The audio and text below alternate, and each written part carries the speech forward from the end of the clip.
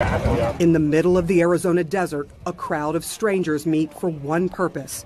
You guys coming out here to help me out, I really appreciate that from the bottom of my heart. To help another stranger, a father desperately searching for his 24-year-old son, Daniel Robinson. Since he was a child, he liked to challenge everything. He was born with a challenge. And I wanted to introduce him to prosthetics because he's born one hand. We quickly learned that that's something that Daniel didn't want. He let nothing stop him. He decided to be a geologist once he got into freshman year in college. He excelled that, he graduated with honors. Daniel's first job is checking the viability of water wells in the Arizona desert. He loved this area, of course, because of the rock form. You're a geologist, this is the best place to be. But the terrain became a hellscape for his dad when Daniel went missing back in June from his job site. And what number search is this? This is search number 14. Navigating the dangers in the desert, the Army veteran knows firsthand time is of the essence. When I called the Buckeye Police Department, they told me that I had to wait an extra 3 hours because they had a 12-hour, report time when you can say a person is missing. Then I called them back and put in a missing person report. I got very worried. That's when I got very worried. I asked the Buckeye Police Department to go out and search that area. The officer told me that they were going to send a vehicle out there, a helicopter out to search for him. I was relieved. And then he called back an hour later and said, no, it was a no-go. I'm his dad, and he's my son. I've lost all sense of reality. At that moment, I said, you know what? They're not going to look for my son. I'm going to have to do it myself. Before he arrived, police did decide to search on foot and with helicopters. This is the last place your son was seen? The last place. What do you think happened, David? I think a lot happened here. I'm very suspicious. But he doesn't know what. A month in, there's a break in the case, and police call Robinson. I got afraid, actually, that it's going to be some bad news. He said, no, we just found his vehicle. Some ranchers found it, and then at that point, we conducted our investigation and additional searches. What was the condition of the car? If it had rolled over, it sounds like it was pretty bad. Yeah, the car was on its side. The sunroof was kicked out at that point, so he might have exited through the sunroof. His wrecked car in a ravine, both airbags deployed, Daniel's cell phone, clothes he was wearing that day, and a case of water all found at the crash site. But not Daniel. People don't just disappear into thin air. True. Does that sort of feel like what's happened to here? Yes. Yeah, it's very, very challenging case. No matter how much the family asks for this to be a criminal investigation, can you make that happen? We can't make up evidence. Absolutely suspicious circumstances related to the case. Frustrated and heartbroken, Robinson hired a private investigator. Where are we going? Down here is where the vehicle was recovered from. Is that the glass from the car? Yes. When you looked at this accident, what are the discrepancies that you noticed right away? I believe it was in more than one collision. What does the data from the black box of the car tell you? That there was 11 additional miles on the vehicle since the airbags came out. What does that tell you? That tells me it was crashed somewhere else. Does that sound suspicious? What explains that? Well, we had the national expert that came in and provided us his findings, and then they ended up speaking to an expert at Jeep, and the expert says, yes, sometimes that happens, and it's not unusual. But the data also shows someone tried to start the car 46 times after the crash. That's something we can't explain. It begs the question, again, the family is saying it's criminal. It's got to be, or he's in danger. Do something. Right. No, I agree. But we need information. We need evidence. He's got a lot of theories. His words, I think, were, I don't think they cared. What do you say to that? Couldn't be furthest from the truth. Losing hope, Robinson began pleading for media coverage. It literally took 3 months. While Robinson searched for his son, the country became riveted by media coverage of another missing persons case, the case of Gabby Petito. In my situation, people think I love our children less or something, or they're less important. In 2020, more than 543,000 missing persons records were filed. More than 480,000 were cleared. And 40% of the missing are people of color. There are a lot of Gabby Petitos and Natalie Holloways in the Black and brown community. That's why former police officer Derica Wilson co-founded Black and Missing Inc. and says too often their cases go untold. Eventually, local stations did stories and citizens began helping search. Did you know Daniel? No, I just wanted to help. You're just helping out a stranger on a Saturday. Yeah. Why? You know what? I can't imagine what that man's going through. As the search for Daniel goes into its 5th month, another family is in the midst of a terrible mystery for a 5th year. The family of Nikki and Ariana Fitz. Ariana is very energetic, very happy. 2-year-old Ariana went missing under the most suspicious of circumstances in the San Francisco Bay Area in 2016. Her mother, Nikki Fitz, was found in a shallow grave in San Francisco's McLaren Park, but Ariana was gone. It breaks my heart that Ariana's not with her mom and Ariana's not with her family, but it also breaks my heart even more is that I know that Nikki wants nothing more than Ariana to be with us, to be home. Tessa Fitz says she is convinced her niece Ariana was taken by people close to Ariana's mother. San Francisco police searched for weeks. They had some leads, but no arrests. A digitally altered photo was made of what she may look like now. And she's 8 now. I don't want to see this in a picture. I want to see her face in person. Should Ariana Fitz be a household name like JonBenet Ramsey? Absolutely. Why is her case any different from Kaylee Anthony? I can tell you, the color of their skin is the only difference. For 5 desperate years, the family has continued searching using flyers, social media, and Black and Missing Inc. Do you think it has anything to do with color? I try not to put myself in the mindset of the race issue with her media coverage. All I want is for there to be the media coverage for her. I think she deserves that. The Fitz and the Robinsons want only one thing, with hugging their missing children once again. Do you think that Ariana is still alive? I do believe that Ariana is still alive, and it would mean everything to me to know where she is and to find her. I wait for that day every single day. I believe that day will come. How long will you search? Till I find my son. I have to. I mean, he's my responsibility. Sarah Seidner, CNN, Buckeye, Arizona.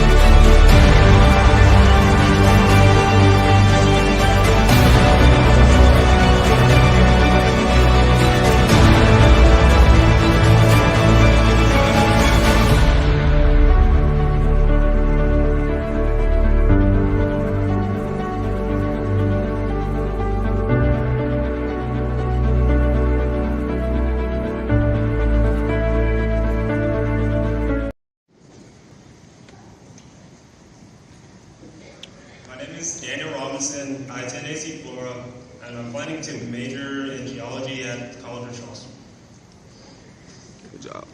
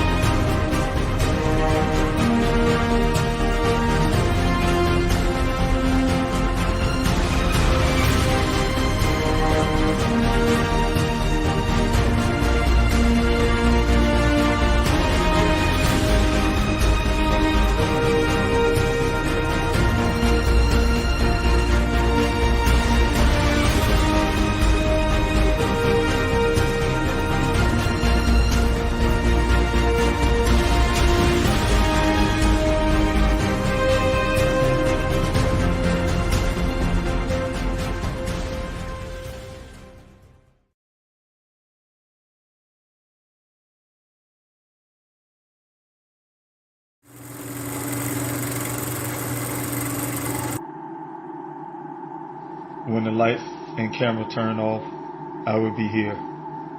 When the interest and conversation fade, I will be here. When there's no one around, a father will do anything it takes to be there for his son, to protect his family.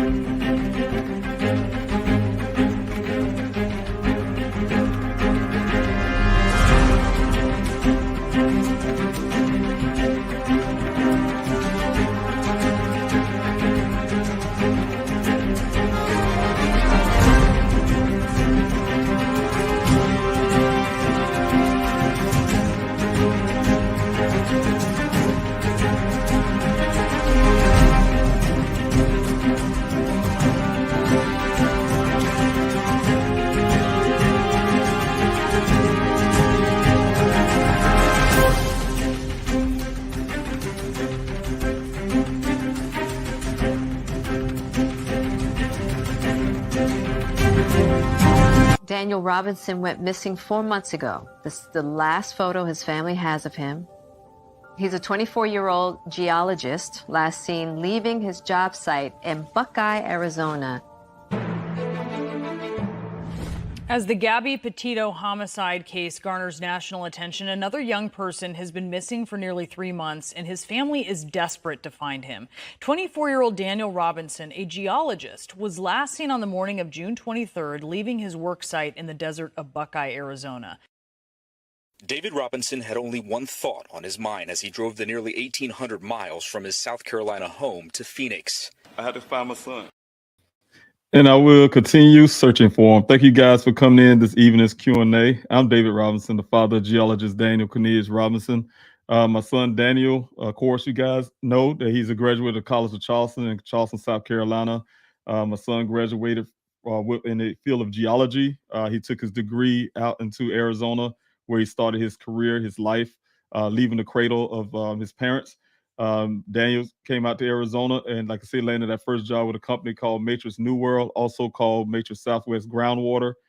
There, they hired him on as a field geologist. It's also called a hydrogeologist. His job is to go out to various well sites all across Arizona.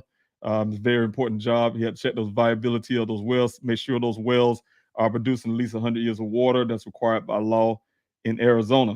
It's a desert state, very important. They have that well water. And also to, like I say, check to make sure that water is drinkable. They take that water and they test it at labs. Again, my son on June 23rd was doing just that. He got two assignments to two different wells. And once he reached out to that first well, went out to that first well, he according to his cell phone, he took a few pictures of some logs there at the first well site. I'm not sure, still trying to find out information if there's another person there, but as it stands now, he went there alone. From that point, he was about to go to the next well site. He received a call from the guy that was working already at the well site, the company that actually drilled the well site, a company called Weber. The representative named Ken did leave a message to my son asking him not to come up to that well site just yet because of some fueling issues. Of course, in the chain of conversation, I later was found, according to that worker, my son, from his side of the story, is that my son met him out on Sun Valley Parkway on the side of the road. They had a brief conversation. My son, there was a gate there. My son followed him into that gate, into the desert, the Sonoran Desert. They went 1 mile west and 2 miles north to get to this well site. They arrived to that well site around at 9 o'clock in the morning. According to Ken, the worker there for Weber. And when they got there, they had this brief conversation about the weather. He looked on his weather app to see if it indeed was going to rain, and said that he felt like the sale was going to pass. My son asked him, did he want to go back to Phoenix to rest? And eventually what this worker said, my son waved at him in this 15 minutes, waved off to him and drove off to never be seen again. Of course, as you guys know, according to Daniel's phone records, this guy said he never seen Daniel again. Nobody else to that point have seen Daniel again, has spoken to Daniel at all. But according to Daniel's phone record, Daniel did send a message a little before 9, a text message asking for directions. Ken did not answer it. He did not receive call out to Daniel with a phone call. Dan didn't call anybody else. And like I said, he didn't return Daniel's text message. Of course, in my opinion, my theory would be that Daniel called at 9:28 to ask for directions. If Daniel was already gone from that well site, according to that worker, why he would be calling at 9:28. But the thing is, my son has been missing for almost 30 days before his vehicle showed up in a ravine about a little over 3 miles away from that well site. It was turned over, flipped out in a 20-foot ravine, flipped over on the side. The driver's door window was busted out. There was 2 impressions on the windshield, heavy damage on the front end, and as well as the vehicle, like I said, sitting on the side, on the passenger side of the vehicle. The sunroof had been taken out and been placed under the front end of the vehicle. One of the boots that allegedly Daniel has been wearing has been put under the boot under that front end of the vehicle as well. The other boot was on the side with the wheels, and 3 feet, about 2 to 3 feet away from that vehicle, was a pile of clothing allegedly belonging to my son. When I say allegedly, you guys, it's because it had not been forensically tested to even determine if it was indeed my son's clothing. Family, we do not recognize the clothing. But the thing is, there was Daniel's wallet, supposed wallet in that clothing, according to the Buckeye Police Department, and also in that wallet was his IDs and things like that. The other part is in the vehicle was his cell phone that we was calling for over almost a full day before it finally died, going straight to voicemail. Finally started going straight to voicemail. But that was found inside the vehicle, as well as his keys to his vehicle, because the key is a push start vehicle, and as well as some other personal effects, the work computer, etc. So again, you guys probably imagine if a parent hearing that their child, I don't care how old they are always children to us, and goes missing, you definitely want to reach out to the police department to try to get help, especially in my situation, over 2,000 miles away. It happened here. If it would happen in Columbia, I definitely would have been all over that, right down at the police department to wherever I need to go, to wherever the location is. I would have been there looking myself. But being 2,000 miles away, that's not quick enough. The fastest route would be to call the police department. I reached out to the Tempe Police Department in Tempe, Arizona, and the reasons why my son is a resident of Tempe. When he went to work that day, he left should have been leaving from Tempe and to go to that work site. Of course, that's the first department that I reached out to. Of course, once they heard that someone said they may have seen him off of Sun Valley Parkway. I didn't know Sun Valley Parkway at the time, but the information I got at the time was the White Tank Mountains. As soon as I mentioned the word White Tank Mountains, the Tempe Police Department immediately directed me to, they didn't want to take it. Decided to give it over to the Buckeye Police Department, told me to call them. They gave me the number, called the Buckeye Police Department, where I gave them the same story, and they took the report at the time. Of course, at the same time, I was asking the Tempe Police Department to do a welfare check, being that he do live in Tempe. They told me they couldn't do that as well. I went to the Buckeye Police Department, who in turn had to call the Tempe Buckeye Police Department, Tempe Police Department, and then they did a welfare check. And the welfare check was just simply driving by his apartment, walking past his window, peeking in his glass to see there wasn't no entrance or anything like that. I didn't know that, but that's what it was. That's hindsight. I found out that's what it was. Wasn't no really detailed in the apartment search for my son to make sure it wasn't no foul play there. And of course, they could not see in the room, his rooms or anything like that. They only could probably see the living room and partially the kitchen. So through the patio window. Of course, you guys, like I said, I've been here since June 26th. I've been out in Arizona since June 26th, searching for my son. I've been working very hard at that. I've been working with the police department, I guess, as you guys know. You know the story, how that went around. But this is for the people who haven't been heard about Daniel's story, as well as those who may want to be inquiring more information. I'll try to give you a little bit of details of what happened. Of course, on July the 19th, like I said, the vehicle showed up in a ravine almost 30 days later, and all of items, like I said, was on the ground. I then got a investigator who gave my investigator and myself had found a lot of tangible evidence and a lot of things that would suggest foul play. We was reluctant to give it over to the Buckeye Police Department based on the way that their actions were before we found these items and these evidence and things like that. Because first of all, they told us they didn't have an investigation. They went on social media and also to the media, local media, that there more leads to follow, things like that. But then we found all of these things after they said that they turned over everything they had to myself and also to my investigator. They threw their hands off of my son's case. And from there, we found this evidence. We reluctant to give it to them, but we needed law enforcement, so we did. And once we did that, the Buckeye Police Department shut down on us, wouldn't talk to me and myself, my family.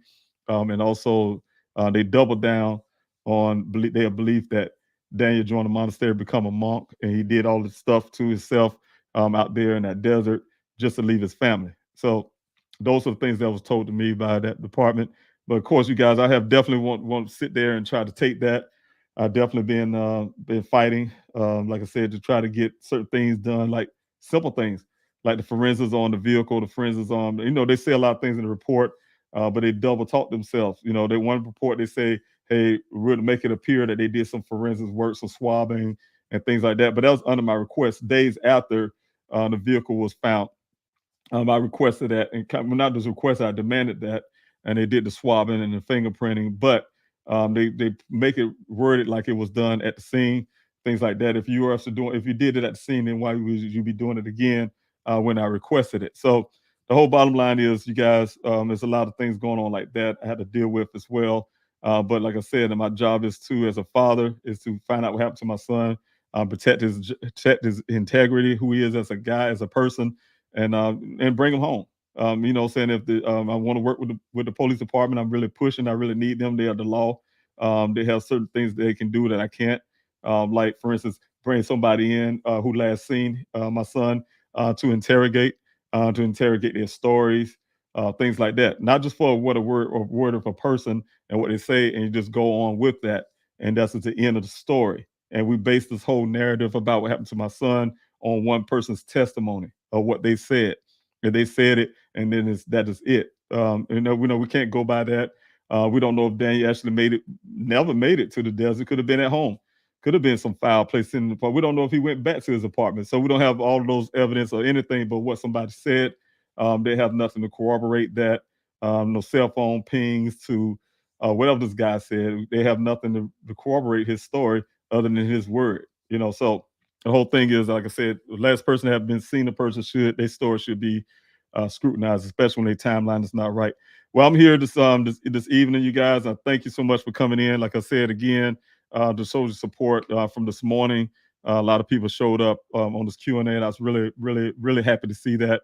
Had to skip a week because I had to travel. Of course, you guys, this morning, yesterday I had to vote. I'm from South Carolina, so I definitely had to vote in my own state. So I'm really happy to exercise my right to vote. And I'm hoping you guys did the same thing. It's a very important thing. One thing we have, and it's almost like this thing here. When I ask you guys if you guys can put your voice to the petition, it's thousands and thousands of people on that petition, but your voice is in there. So everybody have a voice to be able to say something. Saying, hey, you might not get what you want all the time, but at least you can express that. And you have that right to be able to express your likes or dislike, or really definitely choose who you would like to see represent your interests and things like that. So again, this is not about voting, but I'm saying that's one of the things I have done, had to be doing this week here. So doing some movement around as well, and some other little things taken care of. But like I said, I'm really grateful for you guys coming in on this Q&A. I want to share a couple of things with you guys tonight. It's going to be more of, I just want to go back to these wells. Again, I'm going to show you two wells. As you guys know, the story is that my son, they went, followed this guy in that well, to that desert, 1 mile west and 2 miles north. I went through this before. We get people who've been on this Q&A before. I went through this whole thing about why I don't match up what the story to me. If it says 2 miles north will take you to that second well site, the same one I told you guys that has some things that's dumped down in there, a significant amount of dirt, to junk and trash. Has some forensics experts to look at that as well. They have question and concern about the item that's found at the bottom possibly a human skull. I tried to relay that to the police department. Buckeye know about it. All these and nobody acting on it. You know, I put it out, tried to put it out to the media. Nobody's acting on it. I'm only one person. The resources I have, I try to do the best I can. I'm trying to push all I can. You guys to bring some type of attention to that. This type thing to me would be something that would suggest that the FBI should be looking into that, as well as looking down in that well, pulling those things out. It's kind of ironic. I wanted to get some of those things and try to get permission from the well owners to get those things pulled out of there. I did reach out to Matrix. The person they recommended is Weber. It's the same company that Ken worked for the time that he was at that well site doing the job. So I'm saying, you guys, that's kind of ironic. The only person that can pull something out of well that heavy like that, it would be that company. So I can think, and I'm not accusing anybody, but my thoughts would be they could be the same one that could put something in that well. So the whole thing is to be able to have that ability to do that. So that's why I'm saying, you guys, in Arizona, that's the only company I would have to rely on. So that's the reason why I think the FBI should be in here. So I wanted to kind of stress that tonight and talk about that, and kind of give you a little highlights. I'm gonna be skipping here and there of a video that I put together when I was trying to vet the story.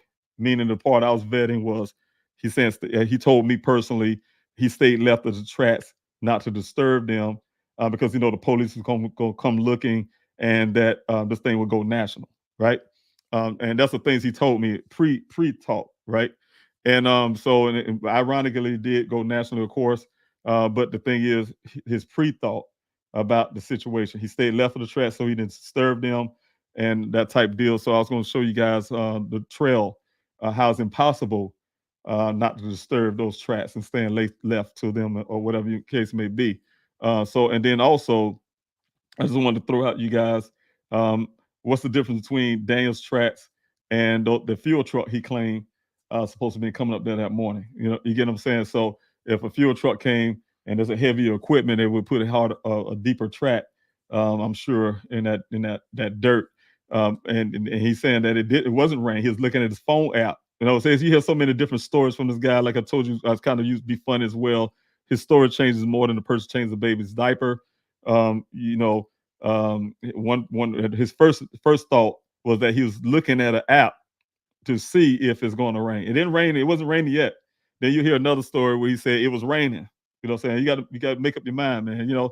Can't be raining and not raining at the same time. But it was looking at the app and to see if it was raining. My son got discussed with it, I'm sure, and he said he hopped in the vehicle and left, right? But at the same time, he says he knew it was Daniel's track because it must have washed all the other tracks. Well, how you know it's his tracks versus somebody else's tracks that's driving through that same area, that went to the right instead of the left to go back to Sun Valley Parkway. So all that stuff just don't match up to, or don't make sense to the storyline, right? So, of course, I want to show you a couple things about that as well. Like I said, I want to really talk about that a little bit more tonight. So first, I want to show you guys the first well site. This is a well site I believe that, let's see how I want to go with this first. I think I would go with first, talk about the video first, and I'll show you this. I'll put the video up here, and I'm going to kind of cut in a little bit here, and I might be moving it up a little faster and things like that, but definitely want to jump right into showing you some of this footage when I was out there, like I said, trying to, definitely be out there and try to vet his story. I did it multiple times, but this was one of the videos that I chose tonight. Okay, this is Dave Robinson. I'm getting ready to do a run through of everything that was told to me about my son when he went missing. Parkway here. This is the road. One time ago, this road was called the Road to Nowhere. You probably could tell why. Other than they put a community down on both ends. But this is the gate right here. This is where we have our searches. I have that sign there. I'm getting ready to take that down once I'm done here today. This is where we come in. That's the Cactus Road sign there on the road there. We use that as a landmark, but actually we come in this gate here. So this is the gate here. But anyway, my son came here, supposedly. This is a story. He met the gentleman here. The only guy that seen my son last at the well site, he met him here at this gate. Story was, a gentleman came from that road there, met my son right here where this truck, this U-Haul truck is. Met him out here on the road. And like I said, they had a little conversation, what I was told. From that point, my son got back in his vehicle, his Jeep Renegade. See if I can do this right. He followed the guy down into the well site, and this is how we do it. Oh, I dropped the phone. This is how we do it. This is gonna be a long video. Taking my ride down here, but I'm gonna try to drive fast as I can. Not too fast. It's loose. You know, we do a lot of traveling through here, so the dirt is really dry and loose. But I can tell you, you can see right here, you probably can't see it from the camera screen, but there's a lot of tracks here. There's tracks that we did. A lot of people do come down here now, especially we do our searches and things like that. So y'all's gonna have tracks, right? We didn't come down this far today because we stopped about here because we did our we stopped at the gate where we had our meet up at, and then we went back on the main road and went up north to do our line searches. So we definitely went down here, but you can see all these tracks on the ground right here. These tracks been here for years. I mean, not years, for months. I'll take that back. I want to say years. They've been here for months. You can even see the ones right there on the shoulder, right? You can mind you, these tracks didn't happen. They always here. You can see, if you look real good, you can see a track leading off over there. These tracks been here for months. Every time I come down here, you always gonna see tracks on this road, right? Whether it rain or whether it don't rain. Even after the rain, you always gonna have these tracks on the road. So you know where I'm going to. I can tell you over here to the right here, it's a new well site they putting in. All that wasn't there. They just really starting this new well site there. They already had put one previously. It's another one really close. They out there now working, but they did one closer to here. I'll come up to it shortly. But this is the road. You supposed to travel like a mile down here west. What I'm doing is going west right now. Down this road here. All right, into the desert. We're going farther and farther into the desert. So, again, I am doing the storyline of what the guy at the well told me, not what he told Buckeye. You know, what he told me with two witnesses I had. Said my son followed him down here, so I'm planning to roll up my son. So I'll be planning to roll up my son, and I will be going down here where I think it happened, exactly how he told me. All right, but I'm gonna point out some things as I'm going, like this right here, this area over here. If I can see it, that's the new well site they're putting in. That's the first one they did recently, and the one I showed you a while ago, that's the second one they're doing on now. But this is that's a well site that they just completed. But anyway, we're going to the well site where my son was supposedly last seen. Now, mind you, you look at the road as I'm traveling, you see all these tracks. We did not make these today. These tracks been out for weeks. So we got some bovines out here, so you're gonna see some cattle. I saw them when I was coming up. Bighorn cattle, they out here in the field.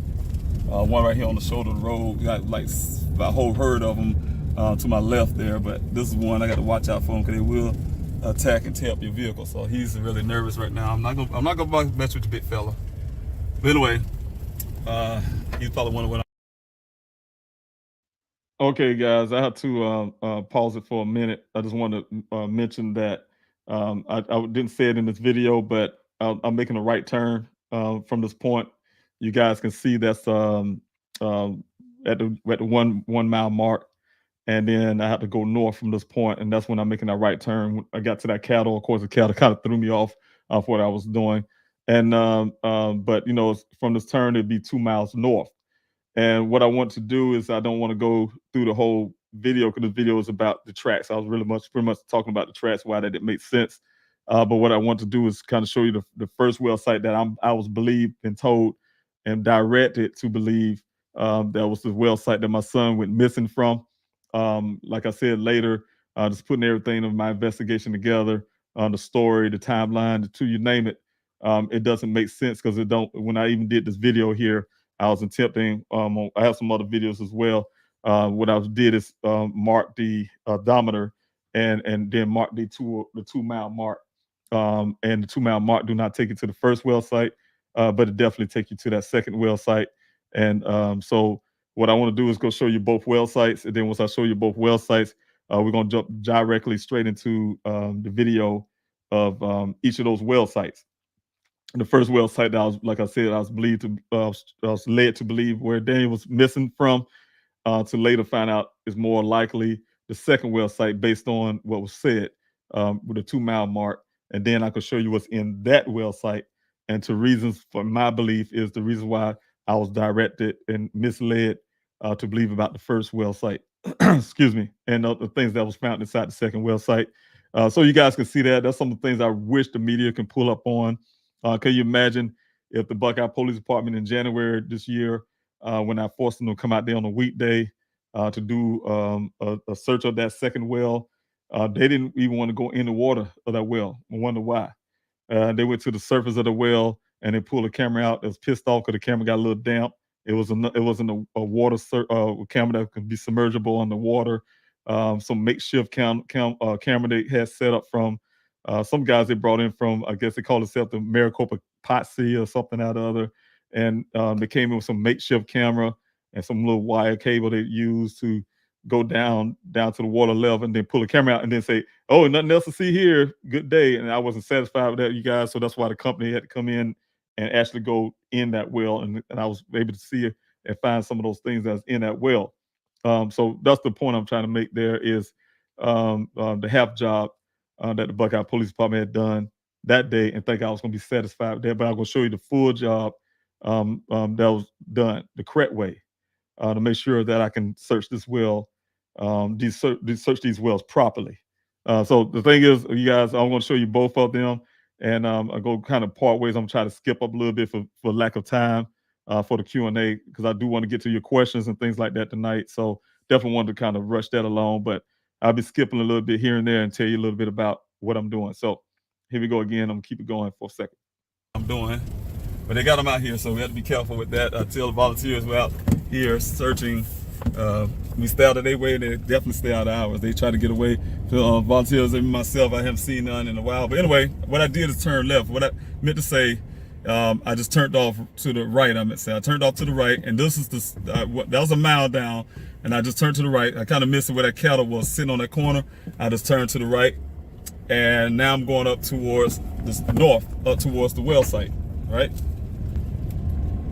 And it's supposed to be 2 miles from that point up here.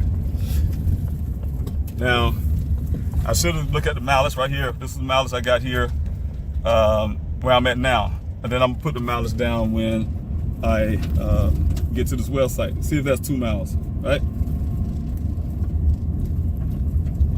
So it's a little ways up.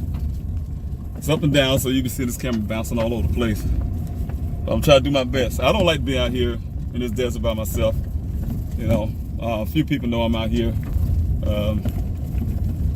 My search coordinator, logistics coordinator know I'm out here. One of the volunteers know I'm not, 2 of the volunteers know I'm out here. But you know, like I said, I'm not really comfortable being out here by myself in this desert. This is where my son went missing. A lot of other people been found out here. So I had to always protect myself at all times. But I do want to let y'all see the story line. Now, this is the road. You see how tight this road is, so I want to keep that in mind. This is a really tight road. A vehicle come the other direction, it would be very hard for that vehicle to pass. I literally have to get on the shoulder to, let that vehicle pass. Anyway, we're going up.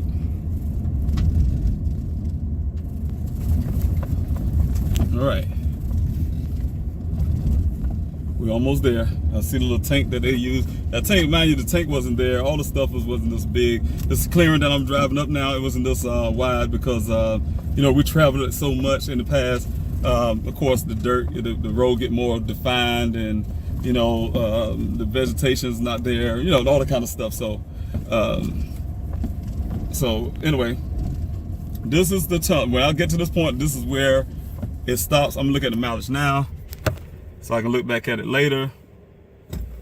And then when you do it, it's turn left. Then you have to turn left, right, to get to this well site.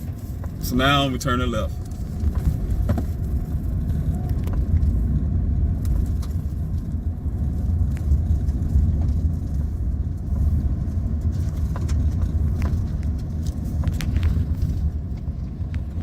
All right, this is the well site.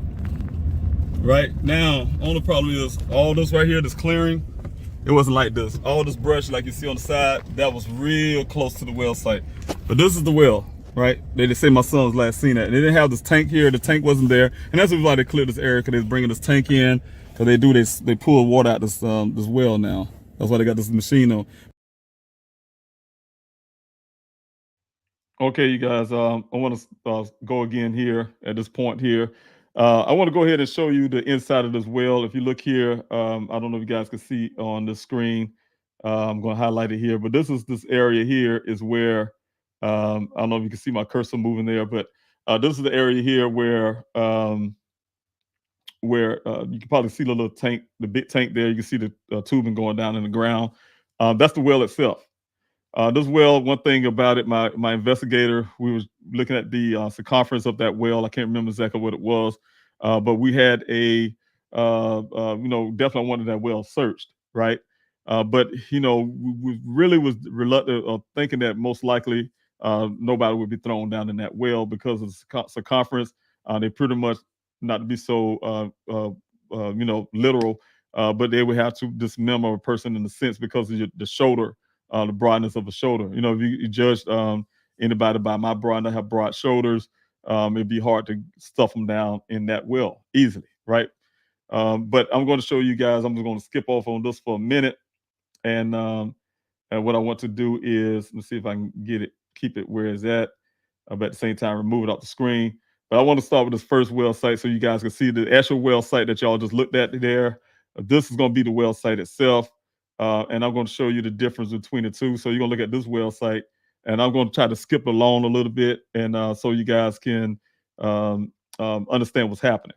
But this is going down in that Z well that you guys have seen just now. I just showed to you the first well site that I was led to believe where Daniel was last seen, right? That's not even at the 2 mile mark. But right now the camera is going down as well. You can probably see the sides are very clean. We're at 6, 7 feet right now, 8 feet, 9 feet. So you see the numbers going up. That's how many feet down it's going, right? And to get into this well. What I want to do is try to wait till we get, I think it's close to near 100 feet where you finally hit water. It's at least close to that. But this well is exactly how it's looking going down this well. The side of the walls, what I learned is that is good for a well. This well looks very clean. The side walls are very clean. And then when you get down to the water level, you'll see what I'm talking about. See if I can spread it up a little bit faster. What I'm trying to do is get down to the water level. And what I want to mention is too, the only deal I had with the owners of these wells is to, you'll probably see the camera stop here and there, and he look at the side walls and stuff like that. It's really an inspection. The inspection, we get a free inspection for me to be able to look down in these wells to do my investigation, right? And so that was the deal. They wanted some insurance issues. They had to be squared away as well. But ultimately, this job had been done. Unlike the Buckeye Police Department, like I said, when I asked them, they came with a cadaver dog. They don't look like a cadaver dog, like a family pet. And as well as they came with a Maricopa posse guys who had a makeshift camera that can't even be submergible underwater. And they asked me to, thinking I was going to be settled with that. But as you can see, we're down at 118 feet, 120 feet down in that well, and it's getting deeper and deeper until they're going to hit water. When they hit water, you see where that level is, and then from that point, the camera will go under the water, and we keep going until we hit rock bottom of this well. So that's the way that you search a well. That's the way the resources that you put into the well. Like I told you guys, I don't feel like you can see the water coming up now. I do not feel that the department wanted to put any money into finding my son. Not a dime. They hadn't put a dime into my searches. Then offering the money to help, anything like that. But this is the water level. You guys can see a lot of sediment sitting on top. That's normal. Of course, when I talk to the gentleman who does these inspections, he said that part right there, the way it looks on top, of course, some little things may settle at the top, but that's typical of a well, right? But he looked at the side walls going down into this well. Everything is exactly where it should be. But as you can see, he's sitting there putting his notes in and stuff like that. So, like I said, it's definitely a well inspection at the same time. But now we're going submergible under the water, and then from that point, we'll keep going down until we hit rock bottom. Right now, it's at 163 feet, 164 or 63, 65. And keep going.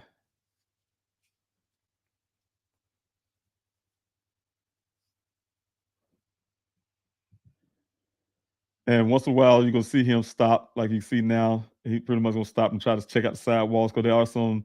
I forgot what he called it, but it's almost like uh, bacteria, metal eating bacteria or something that he was telling me about that builds up on the sidewalls as well. So that's some of the things you see there. But he had to check that structure of the well, and he said that well is not bad as it may seem. It's a very old well.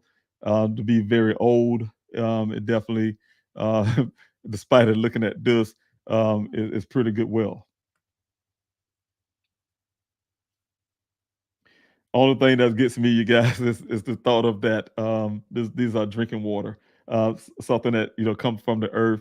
I'm sure they put filters on it and clean out and all that kind of stuff. But the whole point is, that is supposedly be drinking water. But I'm gonna skip ahead because I want to get past this video. You guys, it's gonna go a little. It's gonna go really deep. So what I'm trying to do is get down to the bottom here, so you guys can see 244 feet. That's when you start seeing the sidewalls change. That's when those pipes actually went down to the point where the water that's where the water comes in at. You see these little grill open open areas in the pipes.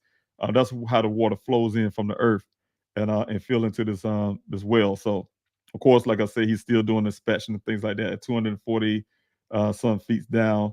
Let's see if I can get it go further because I really want to get down the bottom again. This again is an area where, if you guys can see right here, it's an area where the water actually comes in from the earth. That's why you see the grooves and things like that. So I can get down the bottom here.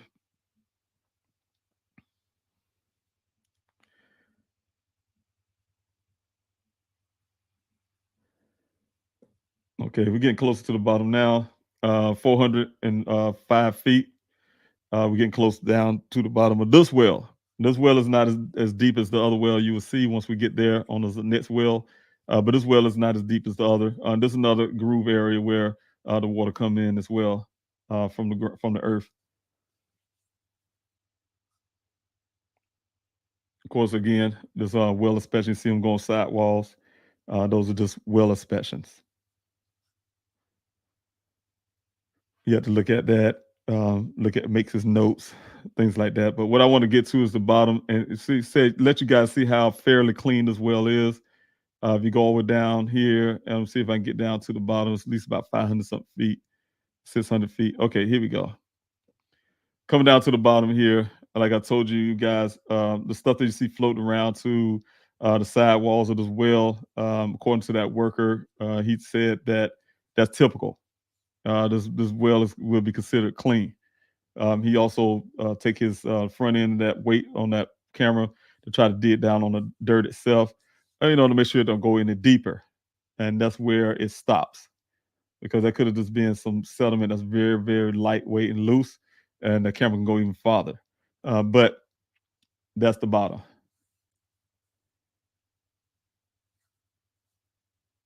Nothing in the well, no indication of something being hidden, that type stuff.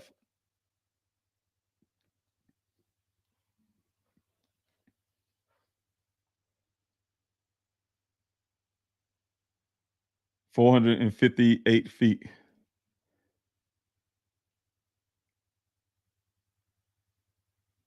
Okay, and from this point, you guys, he's just gonna pull the camera back out. We from that point we go to the next well. Like I said, definitely want to also do the checking on that next well.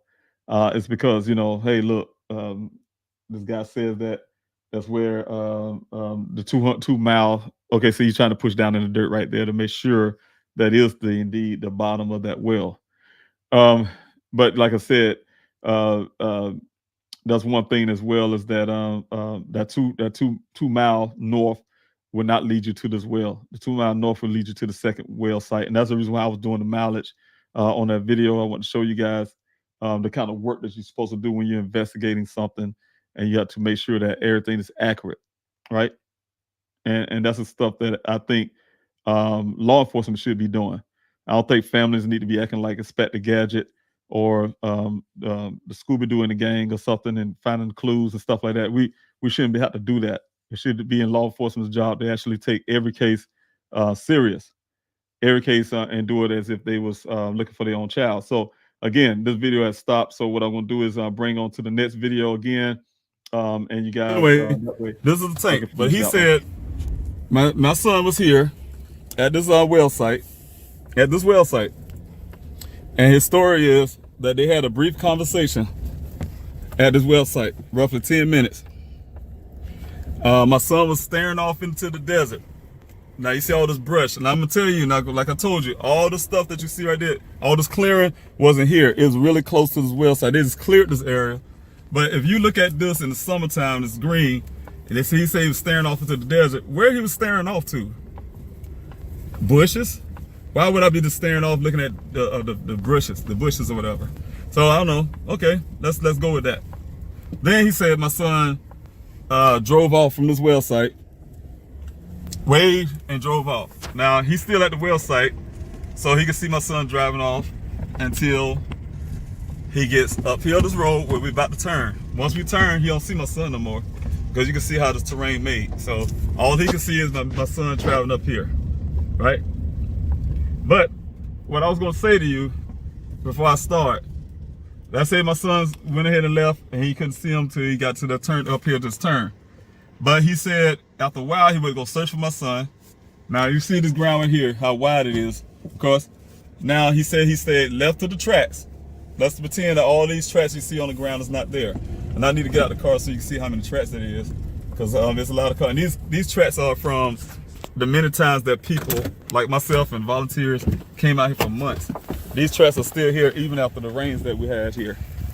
So he had to literally see all these tracks, none of them been washed away.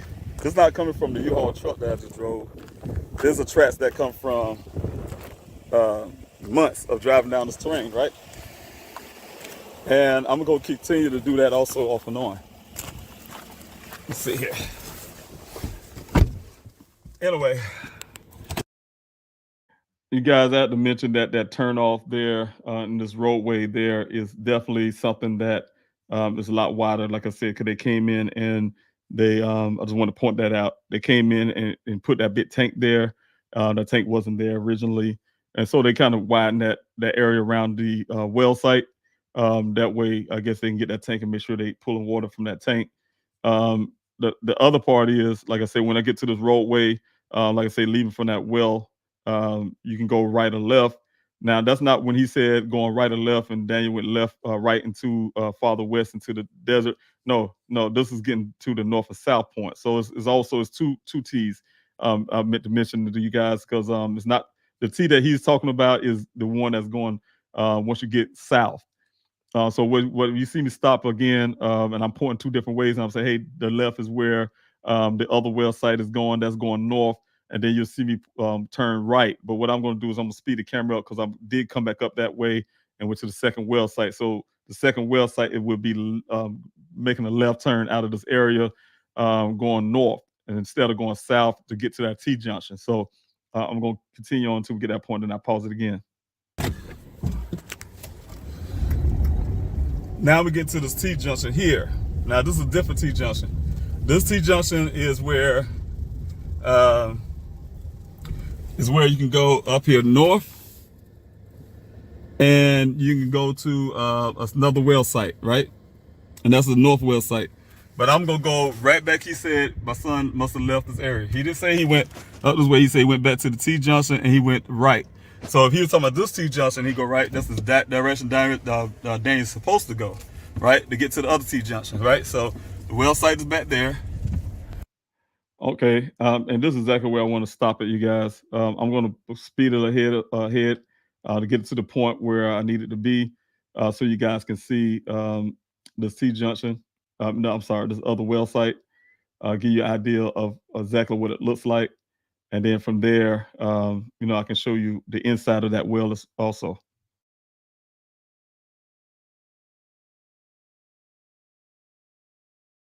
The calculations later. I can't calculate while I'm doing this, but I'll calculate it. You guys can calculate it while you're watching this video. All right, let's see. And I can't tell you guys. So I don't go about what people give me story-wise. I came on here from South Carolina, and the only thing I can do is go by what people told me what happened to my son. The storyline. All right, this is right here, the T Johnson right here that goes. So look at all these tracks. If you look straight ahead, all those tracks on the ground still. I hope for the smoke get there. All those tracks never been washed away. I haven't been up that way yet. Again, okay, if you turn left right here, that's going back to the first well site. And so I kind of started too early. But that's if you turn left here, that goes back to that first well site. And if you was to, like I say, if you turn left, that'd be first well site. If you was to go straight, that's going north. When I'm facing down, the vehicle is going north, and that's taking me to that second well site. As you can tell, what I was doing is calculating those miles. And when I get to the second well site, that brings it up to the 2-mile mark. And so that's why I'm pointing that out to you guys. So we're going to go ahead and go with that again. Yep. And this is where the tracks that leads to, and they're on the ground here. None of them been washed away. All these tracks been here for months. But that's to the well site. If I go there, we'll go back to the well site. But here's the mileage. Now we're at 12340, right? That don't seem right, but anyway. Something weird about that, but anyway. Seems like it stayed the same.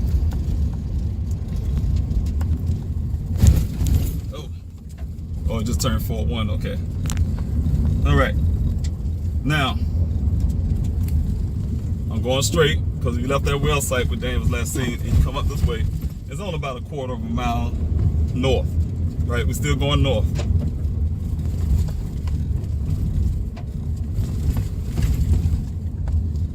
But you see here, I can say, hey, I'm gonna stay left some tracks on this road. It's impossible. Look at all these tracks on this road. I don't know if you guys can see it, but a lot of tracks on the ground from vehicles coming up this way. All right. That's why I know a lot of people do come in here. That's why I say I'm not the only one to be out here in this desert. So, you have to be careful out here. You don't know who's out here and what they're doing. But I'm here. Came up, now I'm up to this other well site. Oh man, this is bumpy. All right, this is coming up to the other well site. Now I want to get the mileage to this one. Let's see what the mileage is. All right, this other well site that I had. Okay, you guys, I have to pause it here as well. Couple things I want to point out is, as this picture you guys see here, I wish I don't know if my cursor actually show, but you can see those pipes sitting out there on the ground, right? A whole row of them. And right in front of those pipes is the well itself. I think I did not get out the truck. They actually show you. I have a different video that I can use next time. I couldn't locate it tonight, but I will show y'all exactly how it looks on the outside of this well. And also the fact that in that row of pipes right there, one of them is missing. And the one that's closer to the well itself, right across from it, is missing. That I located that one that's missing is in that well. And if you look to the right, you barely can see it. But if you look really hard to the right area, I don't know if y'all can see the cursor or not. I hope you can. If you look in this right area, also again, that area is a bit mound of dirt. Somebody's been digging it with a backhoe or whatever, but a bit mound of dirt. I mean, a big one. And so the dirt that was in the bottom of that well, you guys, you get what I'm saying, where it come from, first of all. And the fencing, you guys see the fencing out there, the poles and things like that. The weight of something there's a lot of stuff just thrown down in that well to cover up something. And that's what I see. That's what reason why I had some forensic experts, some forensic experts to look at it as well. And as well as, like I said, just using common sense. You guys, when I show you the well again, you can see what I'm talking about. I don't know why the police departments are reluctant to even look into what I see, look into what's going on, look into the story itself, the 2 miles north, and see where the 2 miles north actually leads you to. And then I can go back and tell you the rest of the story. But we're gonna go ahead and go with this right now, and then I'm gonna show you. Check. We're going to show the you one that got the little well. debris on the bottom that I'm suspicious about, but let me see the mileage. 1, 2, 3, 4. Okay, now we're gonna jump to these this well here, and I want you guys to see what I'm talking about. It was back at 0, but I'm gonna have to skip ahead, you guys, because this was a very long, this is a very deep well, so I'm gonna have to skip along to get you down to where I need you to be. Again, this well start off very clean, going down. This when you get down to the water level here, at 167 feet. You see that pipe right there? That's the pipe that's missing. It's sitting in this well. The gentleman, he was really puzzled to even see it there in the first place. He gonna have to take some time. I'm just gonna narrate this because we're not gonna go through the whole thing. He had tried to figure out why it was sitting there and how it got there and how he's gonna get around it. He tried to go down through the sides, couldn't get down to the sides, and then he finally had to go through the piping. When he went through the piping, he realized that the piping itself is held up by a couple things. If you was to work your way backwards, the way I'd like to say, guys, if I can reverse this film, you would need to start at the bottom of this well and work your way up and see what you can see what really transpired, what really happened. Something was dumped, and I want to say someone possibly was dumped in the well, weighted down with something, and then there was a large amount of there's a fencing with a fencing pole and things like that, and then there was a large amount of dirt put down in this well to cover it up. Then that wasn't good enough. They took the one of the wood planks. It's about the size. I don't know if you guys know in the train trestle how thick that wood is on the train trestle that holds those tracks up. There's a chunk of wood just like that was thrown down there as well. That's what's holding, believe it or not, that kind of went sideways, and that's what's holding that heavy pipe in the center of that the well like that. So that's what's holding it up there, kind of got it stuck there. So really that well, that pipe would not go straight down the bottom, because if it did, it would go 1,000 feet down to the bottom, but it didn't. It stopped right there at 169 feet before at the water level, and it's not going any farther down. But even though that pipe is long itself, it's not going any farther down because of that wood structure is there. So they threw the wood structure there, and then they threw the pipe in there, I'm sure, to take all of that stuff down the bottom, but it didn't work. So what I'm doing is going to go ahead and skip ahead, because he's been doing like you see, it's pretty much the same thing you see on the other well. There's going to be a lot of pull in, pull out, things like that, to go back in to try to adjust the camera to get around. There you go, right there. If I want to back it up just a little bit, this is the wood structure right here that's holding that pipe up. Y'all can see it right here on the screen here. That is the wood structure. What I'm saying, that's actually holding that pipe. Is large, large on the sides, and that's the reason why he couldn't get around that pipe, because it's stuck. It's stuck. The pipe is stuck right there because that wood structure is one of the wood structures that can take a lot of water. You probably can see some of those type woods on the dock of a when you go out in the ocean or something like that. But that wood is there, and it's actually holding that pipe up. So what he had to end up doing is pulling the camera back out again and just go down through the center just to get down to the bottom, because whatever all that stuff is there can block a person from going down past that point to see what's in the bottom as well. But like I said, his ingenuity, I helped him readjust the camera to go down in this pipe down the center. This camera is amazing. So he tried to get around it, but he can't. He can't get around it. So the thing is, the amazing part of that is that we was able to go down through the center of the pipe itself just to get to the bottom of the well.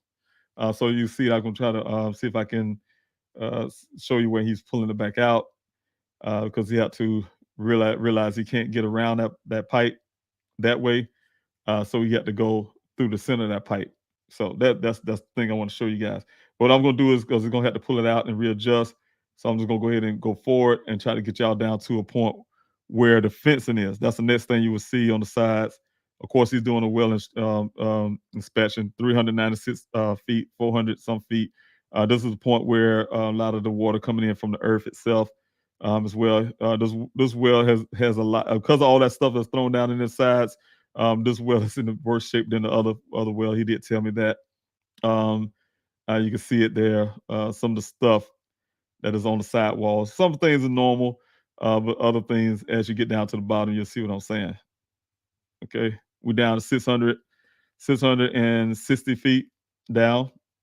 I mean, this well is really deep. You imagine the other well was only 400 something feet, almost 5, roughish. This well keeps going, 669 feet so far. All right, I'm gonna keep going down. I'm just trying to get you guys to a point so I can take some of your questions. We're at 800 feet here, 800 feet down in this well.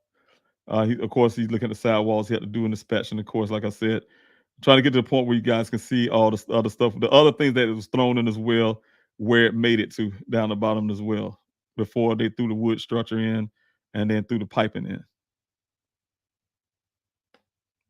Let me see it. You can see the dirt. This is where you can start seeing where the dirt's settling. Here it is. This is the pipe, the beginning of the pipe area, you guys. At 942 feet, you see where the pipe starts. If I was to do the next video, I could show you guys. I put on the Q&A. Is where on the ground level you can see the pipes, those little fence piping for the fence sitting on the side, and that's where this come from. That was thrown down in there as well, and the way, my opinion, is something to use to weight something down, right? So we're gonna keep going. You start seeing the pipe in here, but I'm gonna let it go ahead and roll on this part here, so you can see as he's trying to adjust the camera, he see the pipe in there. That's when we're getting down to the bottom of this well. Now pipe is actually going down into the dirt at the bottom of this well, and it's sitting on the side. It's a very long fencing pipe. It's the side of the chain link fence, you guys. If you know, it was the one that goes horizontal, not vertical, but the ones go horizontal, and then you got the vertical ones that attach to that point. And so this one is very long, and like I said, it's going down. But you can see all the dirt that's built up on this this fencing post, and then you can see right here. Let me pause right there. What's going to happen is you're going to look down. If you look up on the film here, you can actually see where the posts come in at, where the connection comes at. You're going to see a mound of dirt sitting there that suggests that all the dirt that was selling on the sides of the pole itself, as well as going to kind of collect. It's almost like a shelf, collect the dirt, so kind of making a mound. But you'll see what I'm talking about once we get there. Right here you guys go. But what he's going to do, he's going to go on the side of it, and then you can get a better look at it. But you can see all the dirt by him getting the camera down there farther. He's disturbing a lot of dirt that's got stuck on the side, and so it's starting to fall down, of course. But you'll definitely see right here on the pole itself, that's dirt. That's dirt. That's dirt that was shoved down. There's so much dirt to shove down, but it all settled down on the bottom of the well. Okay, let's see if I can get it paused. Let's see if that's a good shot. This is what I'm saying right here, you guys. This may not have been a good place to pause, but this is where the dirt started building up. You can tell dirt came from up from off the ground level. It made it all the way down to that well, down that well. And like I said, if anything has like a shelf, that's where the dirt is start collecting, right? And so that's where you can tell where dirt was thrown down in the well also.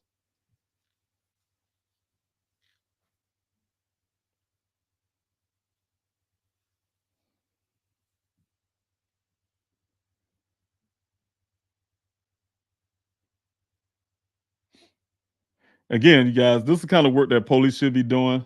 You guys, I would think that if I was a detective or anybody work for a police department, we'll be in our situation room or whatever you want to call it, whatever they do, and we'd have been discussing things like this, what we're finding in this well, and the reasons why we should be going down in this well and take a look farther to find out what's going on. Because you go straight down this pole, of course. This poll is going to make it all to the bottom, but you guys know from previous, everybody who's been on this Q&A before, know that I did show you down at the bottom as well as on this well, where this piping is, that there's also something else that's heavy that shouldn't be there. The gentleman told me it should look just like the other well I showed you guys. There should be nothing there but the bottom of the dirt itself, and that's it. But there's another pipe down there as well. And then if you look really well, you can see what appears to be the crown of a skull or somebody's human skull, or it could be the lighting from where the pose. That's why I had the experts look at it, and it's plausible that it's possibly being a human skull based on what was looking at.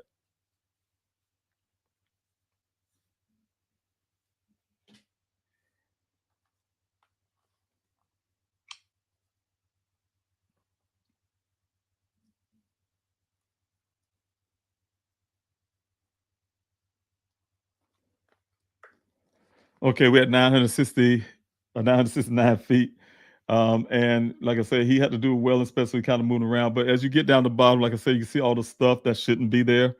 Really looking up in the top corner to looking down where the pole go down into, and then you look down to the left corner, and you can see another heavy piece of equipment was thrown down there as well. And I say, though, these things to me appear to be something to weight something down.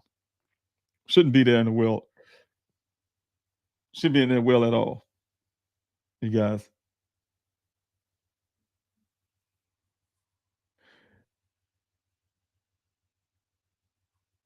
Could you imagine, you guys? I know I'm talking a lot, but you guys can imagine if you have a missing loved one, or anybody like myself have a missing loved one, and you see them have to go out and do things like this themselves.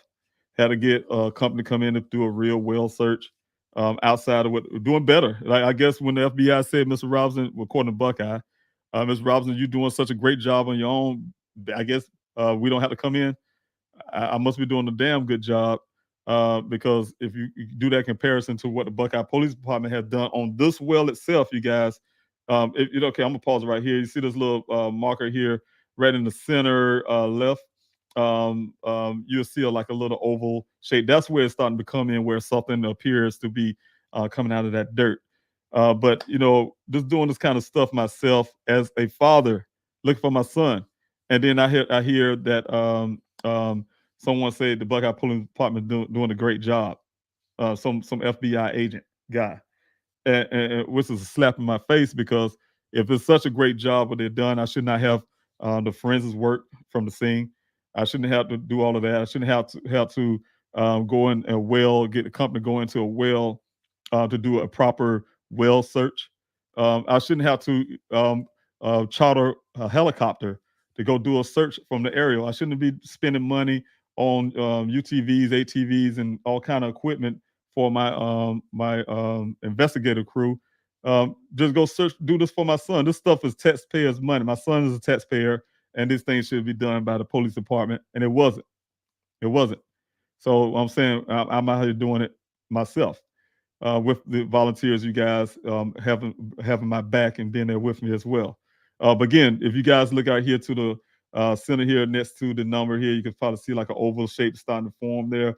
That's what we were looking at, and that's why I had some of them looking at as well. So it probably be a little more defined as the camera kind of move around, and you can see what I'm talking about. But that's what we're looking at and try to figure out what is that sticking down in the dirt, and as well as if that is possible something like a human skull. You can't really see it until you move the camera around a little better. I think I probably have a better view of it on my end because it's a lot clearer on the StreamYard that I'm using versus what you guys are seeing on video from social media. But if you can see the original footage, then you can understand what I'm coming from when I say it's a lot clearer for you to be able to see what I'm seeing. But I can't give you a little details of that just by verbally telling you a little bit more. But those are things that we're looking at, as in terms of is that a human skull? I try to get, like I said, have the experts look at it. They want to relay that over to. Matter of fact, I hope I have meant to now talking about it. I meant to send them copies of it, but they want to be able to send it to even some other experts to look at that and determine what those are. If that indeed is a human skull, it's plausible that it could be based on but they say about the circumference of the well itself, and also I think something that they say, well, it'll be a small skull, but that's only if it looks smaller, if that's only a certain piece of it is sticking out of the sand. So that type deal. So I definitely want to look at all that stuff that's in that well should need to be retrieved, pull out of there, and like I said, that well need to be forensically searched and done by FBI, not by Buckeye, you know, by the FBI. So that's what I'm trying to get done, you guys, as well. So that's why I keep bringing the story back up. I was kind of hoping the media can catch on to this as well and kind of run with it.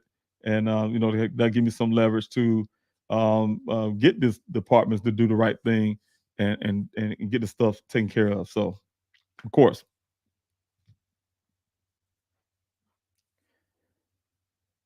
All right, so I think what's going to happen is from this point, like he's still trying to adjust to try to actually see if he can get closer to it and see if we can kind of disturb it a little bit to see if they can look and see exactly what that is. But the problem, I think, we just couldn't get the camera oriented. So he did try to also see how deep that well really goes down. But it's a lot of dirt was dumped there, and that just gave it a new level where this well eventually just stopped. His opinion, based on that polling and things like that, it could probably go down another few hundred feet or something, some more feet, probably go down 1,000 feet, at least 1,000 feet or so deep. And like I said, that ton of dirt, a lot of that dirt was thrown down in there to cover up. So you guys, I just want to show you that tonight, and I want to go to the Q&A portion of this. I am at an hour and 20 minutes into this Q&A. Just want to answer some of your questions as well. And I don't want to go to 3 hours like I did this morning. But I just want to kind of give you guys a look at this. You can see like I said, all of this, give you an idea, to give you a look at how what's going on here in this well, and what we're talking about on the back end. Some people that I'm dealing with. But I definitely want to thank you guys, like I said, again, for coming into this Q&A tonight. Primetime had changed the time. Like I told you guys this morning, time has shifted back. So I definitely wanted to be able to do that. First, I want to tell you, definitely, Nissa, thank you again for your super chat. You have been wonderful all day. I really appreciate it. All the super chats you gave this morning, as well as you're doing this evening. I really appreciate that. God bless you again. God bless you again. Give me, I already know, and I really appreciate it. You guys have definitely been supporting me in my efforts to find my son and having my back, and I really appreciate that. And thank you so much. And I want to read what you're saying here. We are Daniel's voice. Yes, we are. Thank you so much. And we will not be silent. Thank you so much. While law enforcement stands down, we will stand up. And that's what I say, you guys. I really appreciate that. We will continue to call them out, sign petitions, from form protests, whatever it takes. Call them out. And I'm glad you said that, Anissa, as well. I do plan to do some type of protesting, and I'm really trying to put those things together. It's time to really put some more spotlight on the Buckeye Police Department as well as some of these others. You can have all the meetings you want to and say what you want to say. Until I see something that's not helping the blue, is really helping my family, helping me find my son, and that's what I'm concerned about. I'm gonna keep making noise. You know what I'm saying? I know that I hear the Gizzard K on Grizzly True Crime, the squeaky wheel. You have to make some noise. So I'm definitely gonna keep making noise. So you're right. We're definitely gonna do that. And thank you, Anissa, for having my back. I really appreciate having my family back, having Daniel's back, and I really appreciate that. Thank you so much, you guys. Thank you, everybody, for being here. Pacific Breeze again. Scooby-Doo, the Scooby-Doo life. I just speaking about Scooby-Doo a while ago. Mary Flynn, thank you so much for being here as well. I really appreciate you guys for showing up on this Q&A. If you guys have any questions, like I said again, put the word question there first before you question it. Some question marks. I'm gonna go through it kind of fast because I am running out of time, so I'm definitely gonna come down to the comment section pretty quickly here. And I apologize if I want to say hello to everybody I can, but I want to tell you all thanks so much for being here. But make sure you put that question mark there, or the word question, or capital letter Q before your questions. That will help me find as I'm coming down. I also, like I said, just want to tell you guys again, if you have, oh, okay, here I see something here. I do have one question coming out. I want to put that up real quick before I miss over that one. But you guys, like I said, if you have time, also you can hit that like, share, subscribe button. That definitely help the algorithms get this channel out a lot farther. This is not an entertainment channel as well. This is definitely good information and also to be able to help other families who would like to come on. I had families in the past, but I would like to have some families come on this Q&A to share their loved one story. We had some events from the Candlelight Visuals to a Day of Remembrance to help other families. And, try to do everything I can on my end to try to help other families as well. So in order to do that, I need this channel to grow, to reach out to as many people as I can. We do have the Daniel Robinson Foundation. So, to be able to reach out and be able to help other families and things like that. So if you guys can hit that like, share, subscribe button, and just say something. Also, if you make a comment, I heard if you made some type of comment on the comment section, that helped as well. So thank you so much. I really appreciate you guys. Like I said, got me up to 2,000 followers. That is big. That's very huge, and I really appreciate that. Thanks so much. Thank you, Mary Flynn, for your question. Can you please ask Duty Ron on YouTube to help? He has a big connection with EquiSearch and a huge Karen follower. Followers. Yes. And I keep hearing Deuteron. But I can remind you that I did reach out to EquiSearch last year to help with the searches out there in the desert. They declined it. Said Daniel's case didn't meet their profile. I talked to Dave Rader about that, but they did on their end did recommend me to another nonprofit.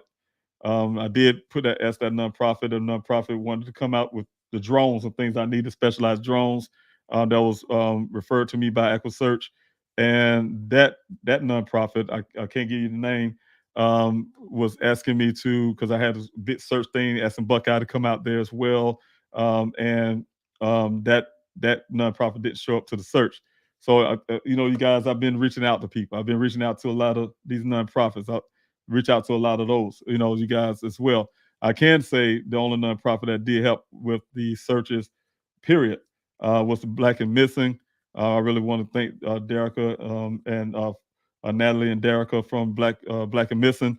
They helped with donation as well as sending their drones out there to the search. So I did have one nonprofit to come out and help as well. So I really appreciate that. So definitely Deuteron. I've been hearing that name a lot, and I will look into it again. I keep saying I'll look into it. I haven't gotten around to it, but definitely will be looking into that as well. Thank you, Gina, for being here as well. I really appreciate it. Thanks so much for coming in. Also, thank you, Tatia, for being here and being a moderator as well. Definitely helping out in the moderation. You guys know about the tip line. I need to put that back up there again, so you just remind me, Tatia, to put that back up. If you know, the tip line is there as well for those who may know something, heard something, can say something. I definitely need you to be able to do that to bring some closure. That's why I pay for that service for that person or person that may know something, because we need to close it. My family need to close. We need some answers. So please use that. You can stay anonymous 24 hours, 7 days a week. Live operator, take your call. If you don't want to talk to anybody, you can do it like on the bottom of the screen here. You can just text the word tip to that number. You can still remain anonymous if you like. And you can have a conversation with myself back and forth, anonymous. So as well. So that type deal. So, definitely utilize that if you know information. Information, not suggestions. I don't need suggestions and things like that. I definitely need raw information about the whereabouts of my son, what's known directly about my son. All right. Thank you for putting it up. Clumsy, thanks so much for your question, and thanks for being here on the Q&A. How many wells are nearby the area? Well, we at first it was 4 near the area that we thought was wells. Even the Buckeye Police Department thought one of them was well. They even did a photo op, in my opinion, in front of that well that's nearer to where the vehicle was found. And we thought it was a well too. We tried to go. It had some heavy wood there. We couldn't get in there, but we tried to put flashlights down, look down to see if we could see down. You can barely see the water level. I mean, so far deep down in there. And so that's the best we could do at the time. I had plans to go search this well. The Buckeye Police Department say they searched this well. Like I told you guys, they've been doing this photo. They didn't even move the well. They didn't even move the wood, and had the audacity to do that and send pictures to you guys on their social media account. Oh, we down there, had some like little things sticking down in there, like they actually looking down in this well. And they say, oh yeah, we checked this well. We got here taking the well. That's not even a well, it's a mine. And so it's 2 wells and 2 mines at the time that's out in that area. The 2 mines, like I said, Those are the two things I had to go through BLM to do. The company I had to look at these two wells here, wanted to get more manpower to do that. But then, like I said, we couldn't work that deal out because of BLM. But those things need to be searched as well. And they're very deep and very wide on these mines. And so needless to say, it was two wells and two mines. But since then, since January, as I just saw in the video I showed you earlier, they've been adding to these mines, putting more. I mean, wells. They put more wells out there. I think they're up to, I'll say, probably total of 6 wells out there now. So they're out there. There's a lot of them out there now because they're getting preparation for this new community they're putting in called a Smart City. Howard Hughes Foundation, Howard Hughes folks or whatever, and Jeff Bezos, some of these whatever rich people into this big deal of putting this big smart city out there in Buckeye. But anyway, also got Pacific. Okay, yes, Pacific Breeze. Thank you so much for your question. Have you had an opportunity to sit down and talk with this man? I believe you may be talking about Ken. If you're talking about Ken, yes, I have. I met him right there, like I did on the front of the video, right at the gate there. I didn't meet him directly at the gate. Came there with my 2 witnesses, but I had ahead of time notice. I called. I got the arrangement done through Danny's job, the Matrix New World, who got in contact with them and said, hey, I wanted to meet with him to have some questions, about that day. And to make this long story, I got almost pretty much, I guess, like Daniel, got direction from Dan's job, how to get up there, the Sun Valley Parkway and Cactus Road, that little gate that I was telling you guys about. Made it to the gate. And once I made it to the gate, a vehicle ended up showing up coming out of that desert, the same road I was pointing out to you guys. It was a big heavyset guy. Came up to the road, came up to the gate. I thought it was Ken. Introduced myself. It wasn't. The guy was acting really weird. He was acting weird. He was asking me all these questions and what I wanted with Ken and what I wanted to ask him and all this kind of stuff. And I'm like, well, I was coming up here to talk to him about my son. Well, you know what? Hey, I can give you a ride. I said, well, how far does Will say? Oh man, it's about 12 miles or something, some crazy number he gave me. And he said, oh no, I maybe exaggerate a little bit. It's really far. It'll take a while. And he said, but I give you a ride to the well and give you a ride or something else. I said, no, I'm not leaving these women up here at this gate. No, that's not going to happen. But he was clearing out all this trash he had on the passenger side and wanted me trying to get me to do it, but I wouldn't. And so he got on the phone to call Ken. And I could hear him having a conversation for a couple words. And then I guess he knew I was an earshot of his conversation. He was sitting in his truck with his door open and he kind of put the car in drive. The truck and drive and kind of pulled forward out of earshot, had a little conversation with what they had to say, and then he backed the vehicle back up and got out and said, oh yeah, he's gonna come up here. That was strange to me. Whatever they had to say was make sure I wasn't able to hear. A little while later, Ken did show up. Like I said, the first thing he did when he got in his truck, he had a white utility truck, you guys. First thing he did was put his hand in he opened up the utility box on the side and put his hand in there like he was going to pull a weapon or something. I'm military. The first thing I'm looking at is your hands. And that's what I was noticing. And he was very nervous, as if I'm assuming, my assumption is that he was thinking I was going to do something to him. Hey, look, once he got my confidence, look, I'm just up here to ask questions. That's when I was able to get all the answers I needed. That's when I first heard him first change his story. It wasn't consistent. It started off very consistent with the Buckeye Police Department. I mean, almost verbatim, almost like they rehearsed it. Like it was dead on. 9 o'clock, 9:15 is gone. This, that, blah, blah, blah. Dead on. Until he got comfortable with me. And then he started changing his story and started telling me more. Right? So that type deal. That's when I heard the stand left of tracks and heard that this thing's police gonna come looking and it's gonna become national. It's gonna be big and it's gonna come national. That type stuff was then said. All right, here we go. Small town PI. The skills your team recovered was the other skeletal remains to the same person recovered, and how long had that person been missing? Well, the skeletal, the skull that you were speaking of, I believe it was I think 2 years, if I'm not mistaken. I don't want to quote it wrong. So I'm just going to leave that alone. But I know it was a few years, at least about 2 years, I'm thinking, what I was told. I can't remember exactly. But nevertheless, it wasn't Daniel. But I'm really hurt that some family had to go through that. And the family had to go through that to lose their loved one and not to recover everything. But the fact of that, I know the pain. But it has some sense of closure, but it's not the kind of closure that any family would like to have. So, all right. Thank you also for that, Clumsy, for your super chat. I'll tell you guys are amazing. I really appreciate that. Ellie should put you on damn payroll at this rate. Well, you know what? Yeah, I feel like, a couple of things. I've been doing this for over a year now. I have been gathering a lot of information. By law, I think I can still get my PI license, and I'm going to really go for that, you guys. I'm really trying to do that as well. And just to make a point, it's almost like when I was driving trucks, you guys, I would tell people at the church that I used to go to, a lot of guys at church, they have their jobs and everything else. I was like, look, man, I have a truck, I have a trailer. I just want you guys to get your CDL license just to have in your back pocket. You never know. You ain't like you really need it because you have a job. But if something was to happen and you have to fall back on it, you have a job in your back pocket, basically, right? So it's pretty much saying, you get that experience is what I'm saying. I was with the military, working for a combat engineer, and I was a truck driver. To make a long story short, for the military, but I never driven the truck. I was a combat engineer, and had to cross train with them, cross training. So you have that in your back pocket, something that you know how to do. That's basically what I'm getting at. So that's pretty much what I'm doing. I want to do with this PI type deal is to have to be able to say that, and and it's like you say, a shame that the things that you have to do when law enforcement should be champion on doing those things themselves.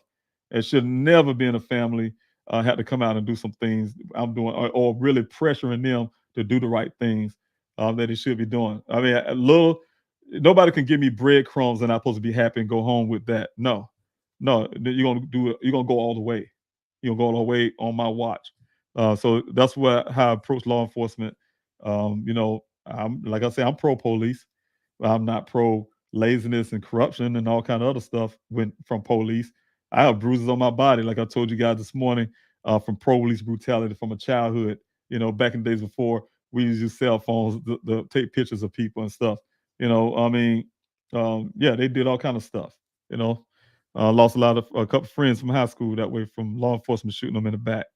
So that kind of stuff. But anyway, yes, thanks so much again, Clumsy, for your love and support. I really appreciate that. God bless you on that too as well. Sarah Miller, thank you so much for your question. Thank you for being here on this Q&A on the Facebook side. Do you have a post that is shareable just for the well site findings? How dirty it is that we can all share and tag Buckeye Police Department. There may be a way. It may be I'm really putting that out, waiting on that right now, because what I'm trying to do is definitely use this footage to for some of the things I'm doing. I just want to put it out like that. But definitely some of the things I'm doing when it comes to law enforcement. One thing Buckeye can't do is erase something they already did. And so those kind of things that I will be holding on to for later, for future use. Well, thanks so much for that suggestion. That's a very good suggestion, Sarah, and I really appreciate it. Wendy, thank you again for being here on this Q&A. Do you think the boots that were found were the ones that he was wearing? Yeah, that's possible, because the boots now I can say is something that we recognize. Well, at least his sister, and is also if so, did they say one of them was under the Jeep?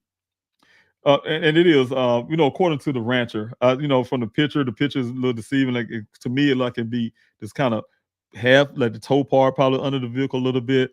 But according to the rancher, he said this is the way he put it when he was sitting down with myself and my investigator, and he was like, "Look, unless your son is a superhero, I really couldn't understand how he was able to put that boot under the front end of that vehicle. It's stuck and lodged under there." And as well as the sunroof panel, you guys can see it's impossible for him to pick that up. And according to Buckeye now, he kicked his way out of the sunroof, right? but at the same time, the sunroof panel is stuck up under the vehicle as well as the boot. So those two things, it's a lot of impossible things. Just like they even suggesting that Daniel kicked his way out of sunroof is kind of offensive to me, because there's a lot of things out there from stereotyping things of being superhuman and all kind of things like that. So one thing for sure, you guys, I show you the video where that vehicle, Jeep Renegade 2017 and above, some of them from 15 or above, you have to have a key. You have to have the key to unlock those, take those panels off. Those panels don't have, the sunroof don't have any glass, so the glass didn't come from the sunroof, of course. The panels are locked. You have to turn the key to get it, to take it off. But you can, but some of them are retractable as well to go back, almost like a moon roof, full roof. But to take the panels off, they locked in there, and you have to use a key to get it out of there. So it's a lot of things like that. Again, about a person, like I said this morning, would not have a key fob sitting in an ashtray or a cup holder in their vehicle just to crank their car. They usually have in their pockets when they're driving. They found the key fob in the vehicle. It doesn't make sense. I doubt Daniel, every time you get out, come from his house, he throws keys on the inside there. I don't see, most people don't do that. I don't see it. I ain't say nobody don't, but most people don't. It's not plausible to me that he would be doing that as well. Okay, I have a question here from Matthew. How are you? Oh, thank you. I really appreciate it. I'm doing well as much as possible. I'm still trying to fight. I'm still going to keep on going. I have my battles. I can tell you guys I have my battles. Sometimes I don't even want to do a Q&A. A lot of times I don't want to do a Q&A. But, I have to do all the stuff for Daniel. I don't like some of these interviews I don't want to do, but I have to do some interviews. I have to go to some of these events. I have to go out to a search. I have to do this. I had to deal with my family as well. There's some things that I had to deal with on family issues as well. So, but hindsight with all of that, the team knows I'm doing the best I can based on that. What I'm more concerned about right now is Daniel, and making sure that everything I do is going to help Daniel come back home. Saying, boy, my son, he has definitely have a life to live. He's 25 years old. Like I said, very bright person, career oriented, love his family love him back. I just keep going on and on. I know it sounds like biased stuff, but anybody, you can talk to some of his friends, they would tell you the same thing. People that come in contact with Daniel will tell you the same thing. And so my job is to make sure I live life, and to make sure my son get to live his too. All right, definitely, Sarah. Thanks so much, Sarah Miller. What is the best way for families of missing loved ones to reach you if you want to share their story? Please put this on here. Thank you so much for putting that out there, Sarah, as well. You guys, if you want to be able to contact myself, information right here on the bottom. You can contact me off that phone number. But I've been having a hard time, you guys. I have so many people, like I told y'all this morning. Every night I used to be able to reach out to every last person that reach out to me, whether it's on social media, on the cell phone you guys see down here on the bottom. And also I have my other cell phone that I deal with my family. So I was able to do all of that at one time. But as time has went by, the more interviews to other things I'm doing, I can tell you the influx. And to me, it says two things. It just means that I have a lot of support, and there's a lot of people out there. And I really wish I want to be able to say that to each and every last one of you, how much I really care and really love you for what you guys have been doing. Sending all kind of messages, all kind of tips to whatever you name. But it's a lot to go through when there's only one person. I do have a team. The team is doing a lot of other things. They're doing the best. I mean, I don't know a lot of things I wouldn't be able to do if I didn't have my team by my side. That's really helping me on a lot of levels, you guys. But when it comes to some of those other levels there, it's hard to get to those messages at times. I try to get to them as much as possible, but it's hard to get to them. But I say the other way is to hit the team up and myself on pleasehelpfinddaniel@yahoo.com. So the information right there. If a family wants to be able to come on the Q&A, and that's what we're looking for, and want to share the story, yes, please hit me up on that. My team would definitely give me the information, or I see it myself, and we'll reach out to you, and we're definitely, I definitely will have you on. I want to share it, so that's my whole purpose. So you can't it's not about Daniel or my family, period.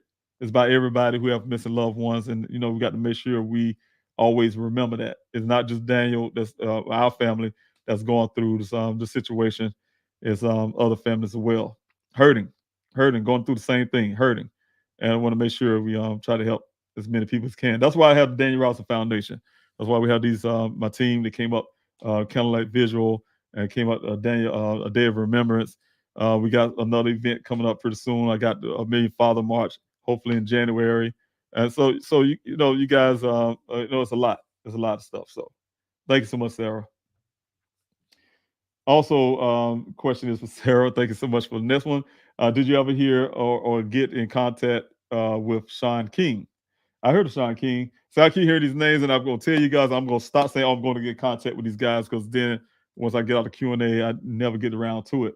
But sorry for the multiple questions. No, please, by all means, that's what the Q&A is for.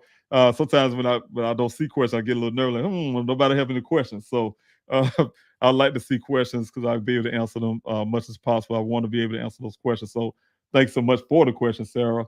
And but the as in Sean King, I heard of Sean King. But as in, no, I haven't reached out to them as well.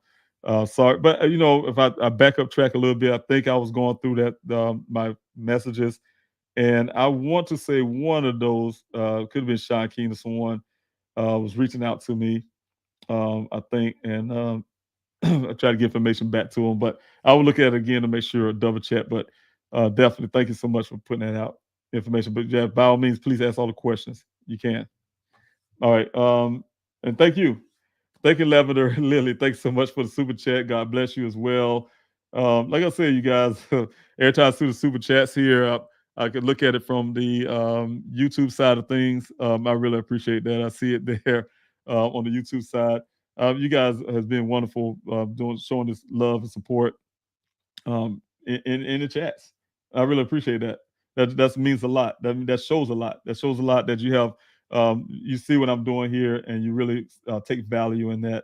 You see that I really am. I love my son. My son, not only does myself, his mother, his siblings, his family, but we need our son, and you guys are showing that support. So I really appreciate it. God bless you too, Lavender. I really appreciate that, and you showing your support by super chats and showing up in the Q&As and supporting, sharing the story, and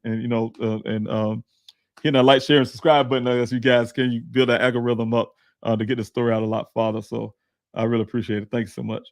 All right, I definitely have Sarah Miller again. Thanks so much, Sarah. And you on the roll. I really appreciate that. With the new neighborhood breaking ground on SVP, will it interrupt your searches? Well, not necessarily. There's some areas that I'm looking at that's definitely not on private land. BLM land, that's public land, as well as some state land. And so some of those things I try to avoid the private land, and I have my ways of doing that. So the thing is, definitely know it's not going to disrupt anything I'm doing. The team that I have is not a huge team. We're not. It's not a public search where at times we had 200 plus people and stuff coming out at one time. Sometimes 20. It depends, and so it'd be manageable. So thanks so much for that. And but definitely, they definitely trying to get that stuff going out there. I was out there, I think it was a couple weeks ago now, and they put them up fast, putting those well sites up there really quick, you guys. So yeah, I think they're moving along pretty good. Thank you, Travis, for your super chat. I really appreciate it. Thanks so much. That's amazing, you guys. Keep seeing the super chats come in. I really appreciate that. Thank you, Travis, and thank you for constantly supporting this page as well. Thank you, Clumsy, again. I really appreciate it again, you guys. I'm telling you guys, that's really amazing. You guys showing that love. I think you made a great PI. You're empathetic and smart. Thank you so much. I really appreciate that. Thank you so much. I'm hoping I can be able to help as many families as I can along the way. So again, if you guys know anybody who have missed a loved one, they can reach out to me. I would love that information right here. Scroll on the bottom. I definitely would love to help as much as I can. I really appreciate that. So if you guys could share this channel to be able to get other people's story out there as well. I really appreciate that. Thank you so much. But thank you so much for the comment, and also thank you so much for the super chat. God bless you. I do have a question here from L. Sievert. I always say that name wrong. Why isn't the FBI there? That's because the Buckeye Police Department, I'm sure, said something in that case briefing that will have them not to be in there. But at the same time, it give them the ability to say, "Oh, we asked the FBI to come in there." That's because they didn't want me in that meeting, because whatever they had to give to the FBI, they would have known I would have had some objections to that. I'm sure there's some things that I have done myself, and they was taking credit for. I'm sure of that, and some things like that. So definitely is the reason why they didn't want me in that meeting. They didn't want me in that meeting because they knew, what I'm saying, everything I would have had to say would have had to warrant the FBI into it. And why they don't want the FBI into my son's case, that's something y'all need to ask the Buckeye Police Department. All right. There we go again for a question for Aaron. Thank you, Aaron, so much for all the work you've done and you're doing in the background, as well as the many phone calls that you have been doing. Man, you're spending a lot. I haven't heard from you in a while, but thank you so much I know. Oh yeah, are we on for the Zoom tomorrow? Yes, we are. That's the question. Yes, the Zoom will be tomorrow. Keeping it at the same time. I believe I kept the same time. I had to go to the website myself and look. I see what I did, because I did what I was doing, you guys, today. Is I had to go to the website and also change the time for this Q&A, and it's all based on the time change. Some Arizona stays the same, and all the other states they kind of move back or something. So I kind of adjust the time and things like that. And I think, if I'm not mistaken, I did keep it the same time on the for the Zoom meeting tomorrow. So I believe so. Hope so. Let's see if I can get it up real quick, and we can check it out together. See if we can check this thing out, Aaron. But yes, I believe I did here. Yes. Let's see, go down here, you guys. If you guys want to come in tomorrow evening and join in with the Zoom, you just come on pleasehelpfinddaniel.com. You scroll down until you see here, you see say Zoom meeting link below, been circled there. You can read this information here. Flyer distribution ambassador. If you are interested in becoming a volunteer ambassador for the flyer distribution in your city, please join me via Zoom, discuss, or you can put in your request at pleasehelpfinddaniel@yahoo.com. You can send us the information as for that. And then I say the Zoom meeting will be every Thursday at 5 p.m. Yes, same time, Mountain Standard Time. That's 4 o'clock if you guys is in California, 6 o'clock if you're like in Alabama, or 7 p.m. if you're on the East Coast. So it's definitely going to be tomorrow at those times. So you guys, all you have to do is, like I said before, click this Zoom link button there, and it will take you to the Zoom, right? And also, I do want to mention too, I did add a new button here. So you guys, for those who want to come back to the Q&A and things like that, you can go here and hit that button there, and that'll take you back to this Q&A. So yes, I will be doing that tomorrow at 5 p.m., Aaron. I hope you guys come. It's a 30-minute thing. I'll try to stay on for 30 minutes. Sometimes I carry on a little longer, but it's definitely set for 30 minutes, and to discuss about how you guys can help. Aaron gave me some good ideas. I got some great ideas also from the last meeting with a gentleman from Andrews Air Force Base. And so, implementing some of those things as well. So it helped out a lot. So definitely, when you guys come on, you give me some ideas as well. Like I said, I'm not an expert. I'm just a father looking for my son and trying to do the best I can. All right, here we go. Gina, thanks so much again. Please visit the website for ways you can help. Please help finddaniel.com. I really appreciate Gina for putting that up there. Definitely, you guys, everything's on the website. Thank you, Sarah, for your question. Last question for now. Did you have keep questions coming? Did you have any damage? Or did he have any damage to the underneath of his vehicle or sides? I don't recall my investigator saying anything like that. I do have put pictures, of course, of the vehicle undercarriage, and just looking at it, just by memory, I didn't see anything that would stand out. But if I was looking at the pictures again, I'll look at that. I'm still looking for certain reports back from my former investigator on some little details, things like that. But no, I don't remember he ever mentioned any damage underneath the undercarriage of the vehicle. It's ironic that you say that as well. There's no damage to the roof of the vehicle as well, other than the sunroof being taken out, the panel being taken out. There's no crushing. A place where vehicles are stored and things like that. I can show you guys. I wish I could show you some guys pictures of a rollover. And not one time you ever see a rollover vehicle without the roof being smashed in, right? The roof is not designed to take the weight of a vehicle rolling over. It would smash in. That the roofing is intact on my son's vehicle. No damage at all, no scratches at the top. It didn't fully roll over, as the Buckeye Police Department have you guys believe. Just like my investigator said, it's a partial rollover when he went down in that ravine, driven down or whatever case, put in drive, whatever the case may be. It was definitely it just went down on the side, ended up being on the side. So long story short, definitely wasn't a full rollover as they suggested.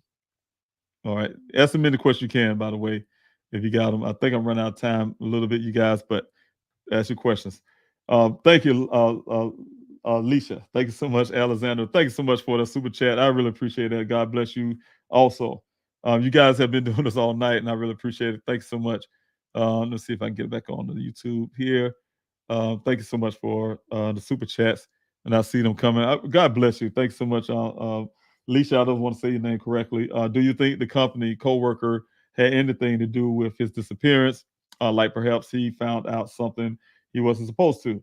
You know what? There's nothing in my book. I have some information, of course, you guys. Some things that's not public at all. But there's nobody in this scenario, in this what's going on with my son is out of the question for now, because the stuff I have, to me, it's it's a lot of situation that could be plausible in this situation. So yeah, definitely, I would never take anybody out of the equation. I'll just put it that way. I'm not accusing anybody either. Not saying anybody did this. I'm not even saying the guy at the well site did it. Ken. I ain't saying somebody did this and that, blah, blah, blah. But like I said about the Ken story, it just don't make sense. It don't add up, and I don't trust and I don't believe it. I can't say that part. That's my opinions about it, and that's how I feel. When it comes to some other situation like what you're asking, and some things I can say hey, look, those are good motives, as in any evidence or proof or anything I can look and say, well, yeah, there can be something that got something to do with the job. I just don't have that yet. So let's see here. And thank you again, Alicia, for the super chat. I really appreciate it. Thank you so much. All right. Let's see here. FBI is not involved because FBI is not involved because he is not white. As a minority, I believe that is why. And I it's a lot of that. I definitely, I don't say that a lot. I really don't. But that's one of the concerns with people know Arizona. Some natives here in Arizona. There are some natives that would say when I first came out of Arizona, they was very, very highly suspicious of just that. Those kind of things going, especially in Buckeye. I told you guys, I've met a lot of wonderful people from Buckeye. They've been out to the searches. They've been doing things to help out citizens, regular old citizens. But there's a lot of bad ones out there too, right? And I think the further west you come from out of Phoenix, the worse racist it becomes. I don't want to make it a political thing, so I'm keeping my mouth closed on that part.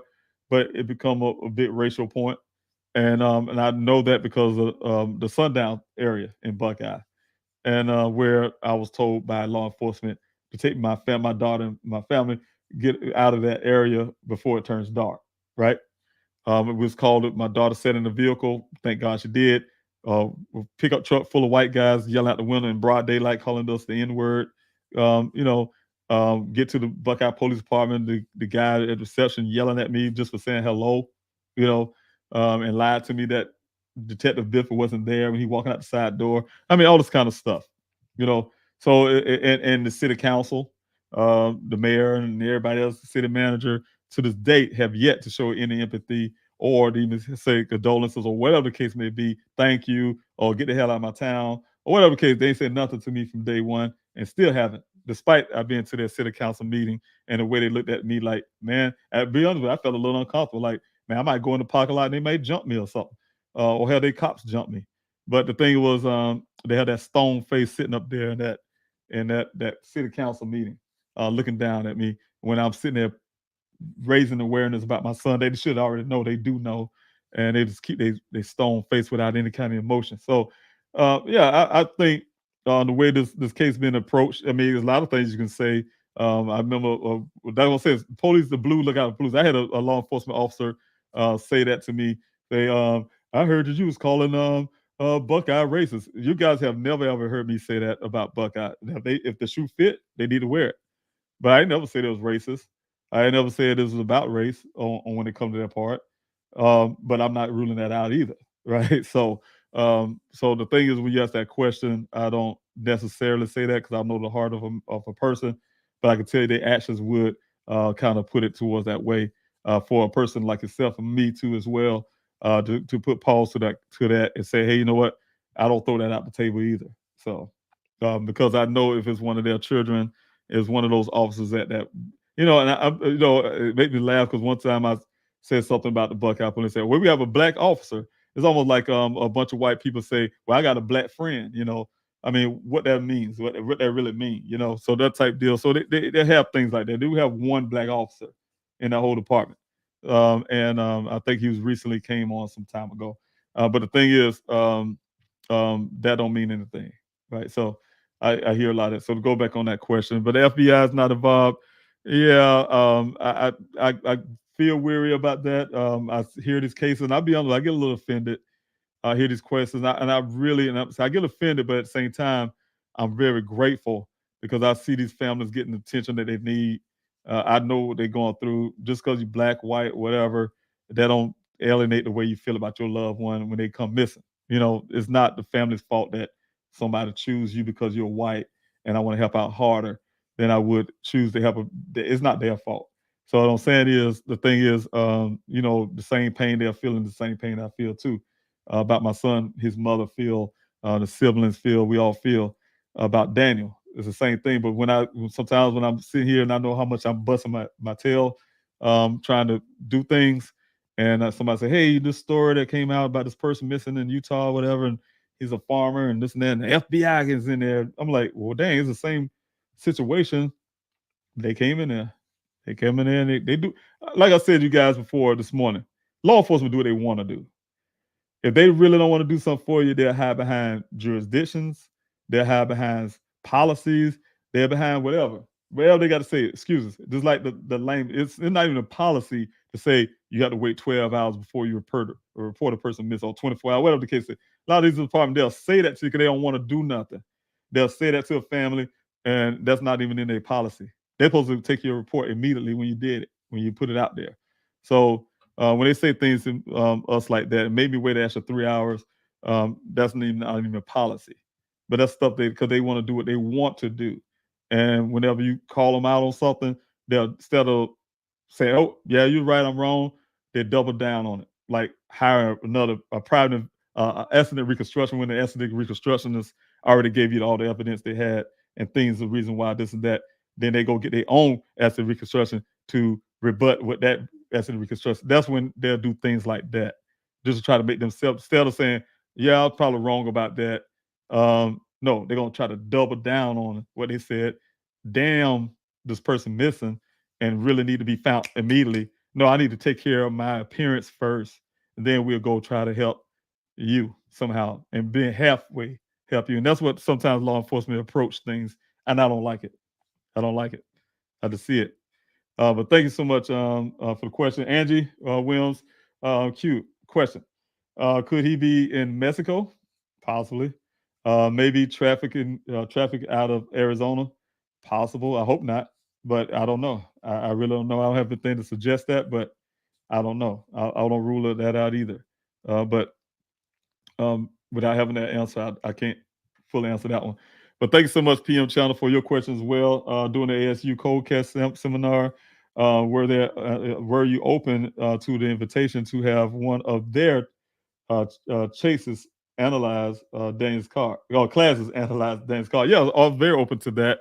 Or are you not comfortable with relinquishing information? Well, I was very open to that, definitely, until I got wise about it. And when it is, you guys know, I've been asking you guys to donate for to help me get the forensics done and stuff like that. Donations were coming in really slow. A lot of those funds had to be used for other things as it was going. Couldn't get it up fast enough and couldn't get those things. But the thing is, I'm saying I was open to a lot of stuff. Open to everything. I just need the forensic work done, and we're really trying to push really hard for that. But in hindsight, I'm glad I did, and I'm glad things happened the way it did. Because I did have one thing done with the cell phone, and then I realized, yeah, that's not really good because of this whole chain of custody thing that going on. And if it was to come down to a court situation to whatever, I really need law enforcement to have their hands on it. That's why you guys, I'm telling you again this morning, I came to you guys and I'm asking you guys for, about a call to action. Call to action. Anybody wants some call to action? I have some for you, right? I'm going to share a screen again. I've been sharing a screen all night. But I'm going to share a screen again because I want another call to action for you guys. And I'm going to go up here to the Maricopa County. I did this morning, you guys. And I explained that, chain of custody, right? One of the things, though, PM Chandler and everybody, Maricopa County supersedes everybody. I mean, when I say supersedes everybody, he's the sheriff, and there goes Sheriff is on. They shake somebody's hand. I met the sheriff. The sheriff is on. He sat down at this table, his big conference table, myself and one of my team members, and I mean, very attentive. Very great person. When I say great person, the team is very polite. They definitely, his assistant was definitely taking notes. They asked questions. They wanted to hear what I had to say. That means a lot to a family. I even had to tell them that. I said, you know what? If law enforcement is to sit down like he was doing and just listen, that means a lot to a family. Sometimes we just need to be heard. All right. The man sat down and he went farther than that. At the end of the meeting, he called me almost like I told you guys this morning, like if he had a rank on his chest, it's almost like he took it off just for the moment and say, hey, look, and come down to a point and say, look, man, I'm human just like you. You have a family, you have a wife. And he's like, look, he's sorry that what's going on with my family. I mean, he went through all this expression of that. To me, when I see a man do that, that shows me he's a good person, right? And I really believe that Sheriff Zone have a lot of integrity about himself. But at the same time, you guys, my son is missing, right? And I have to do what I can and everything I have to do to look out for my son. I can't care about feelings and everything else. But whatever law enforcement can do, and I know they can do, I'm going to push them to do it. Very great man. The sheriff is on a very good man. I'm glad from my opinion, I'm not an Arizonian, but it's good that he got elected and everything else. The thing is, what I'm saying is his department has jurisdiction over where my son was missing. My son, and I would say it in this way, because I washed my hands of Buckeye. I'm going to start saying this way. My son went missing in Maricopa County. And that's a fact. He went missing in Maricopa County. Maricopa County need to open up an investigation of their own into the disappearance of my son. And so that's the reason I'm asking you guys, if you want to call to action, is to do just that. You call this number if you want to. I'm not directly to tell you what you got to do or whatever, but if you want to, call this number down on the bottom here of the screen. Let me take this thing off just for a second. At the bottom of the screen, and this is the number. You go to all you have to go to mcso.org, and you can scroll down. There's an easy way for me to get the content information, and like you guys have done to Buckeye, to make them move. Like you had done to some of these others, to make them move. You guys have been champions to writing these letters, to making these phone calls. If you feel in your heart to do so, by all means do so. I just need to get these departments to move on my son's behalf, and especially the Maricopa County, because they do supersede everybody. And also the next one, Tempe, same thing. I came to you guys this morning about that as well. I'm gonna go back one shot. This is their website, of course. Again, Tempe Police Department. I pointed out a couple of guys for you guys. And you know, you guys, I'm telling you, you see the chief right here, Chief Glover. You got assistant chief over here that I know as well. Um, so you know, and that's them right here, three, where they had them down here for a second. But you go to Tempe.gov, right? That's the website, public site. Go down the bottom down here on the public site. Let me see if I can go here. And you see the information here, but what I did is hit the contact us button. That's what happened. You guys saw the screen. And you got the information here. You got the information, you got the mayor name here, and then you got some of the contact stuff there as well. But the information here is on the site where you can get the information where the phone number, but the phone number is definitely right here on the bottom here, you guys. You can see it right here on the bottom of the screen here. And if you want to use that as well, same thing. My son went missing, my son is a resident of Tempe, Arizona. There's nothing, and I'm telling you guys straight up, there's nothing proof that my son didn't go back home or that well site was the last place he was seen. Only thing we got to say that is somebody's story. They haven't been even vetted correctly. You guys see what I showed you guys, the scenarios I've been going through that I haven't seen the police department themselves go through. His story don't even make sense. It don't even add up. So why are you gonna use that as credibility and say only credible thing we do have about my son is that he lived in Tempe. His apartment's in Tempe. That's credible. He paid rent, right? He paid a lease there. But it's the story about the story from this guy who was at that well site, that's not credible. It's questionable. So when something is questionable, you can't use that as stock and your whole case is based on, or your ideal about what happened to my son is based on somebody's bogus sounding story. No, you can't not do that. Only thing that's facts is that he's a resident of Tempe. So when I reported to Tempe, when I went and say, hey, I'm reporting my son missing, they should have taken my son's case. But that department decided to push it off to another department who was willing, and I know the reasons why, willing to take Daniel's case. That's the Buckeye Police Department. So we know where the case should have lied at the beginning. So those are two things, you guys, that I put up here for you guys to remember. You got the Maricopa County, who supersedes everything. Phoenix, Tempe, Goodyear, Buckeye, all part of Maricopa County. My son was missing in Maricopa County, as well as Tempe. He's a resident of Tempe. So you'll just remember those two things. That would help me out a whole lot. If you want to do some call to action, that is exactly what I'm looking for. But thanks so much again for your question, PM channel. You guys, I'm over that 2-hour mark. But yes, definitely, I'm a very, willing, but at this point, no, not anymore. Willing to relinquish anything of Daniel's.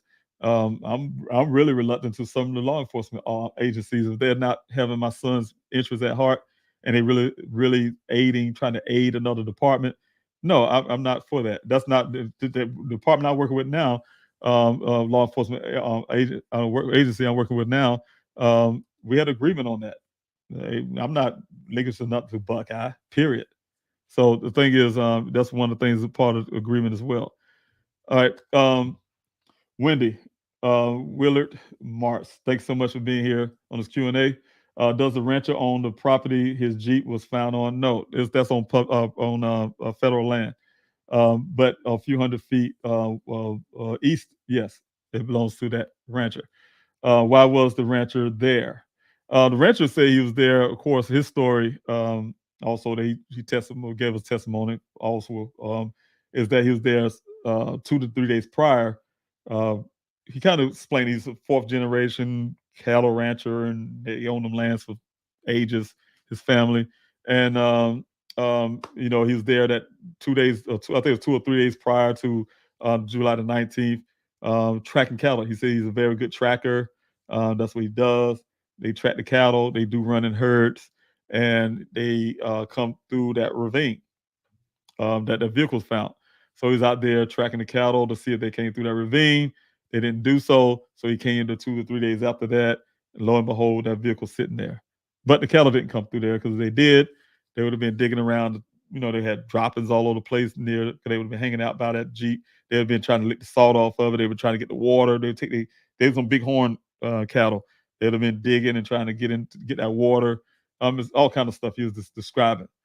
So That's the reason why he said it was there. At least that's his story, his take. But he did give me more information as well. But yeah, that's the reason why it was there. I do have a question here from Sarah. I have flipped at my Can-Am twice in the white tanks, and there's always damage. Yeah, we had, I even laugh. I'm laughing because of what happened. I had a search coordinator in the past, right? Not the new one, because the new one's his name was Evan. But this old one I had, when I say old one, he's the one I had at the first, right? Working out there, I'm smiling because it's ironic you say about the Can-Am turning it over. But anyway, I used to rent these razors out for my team, and they're expensive.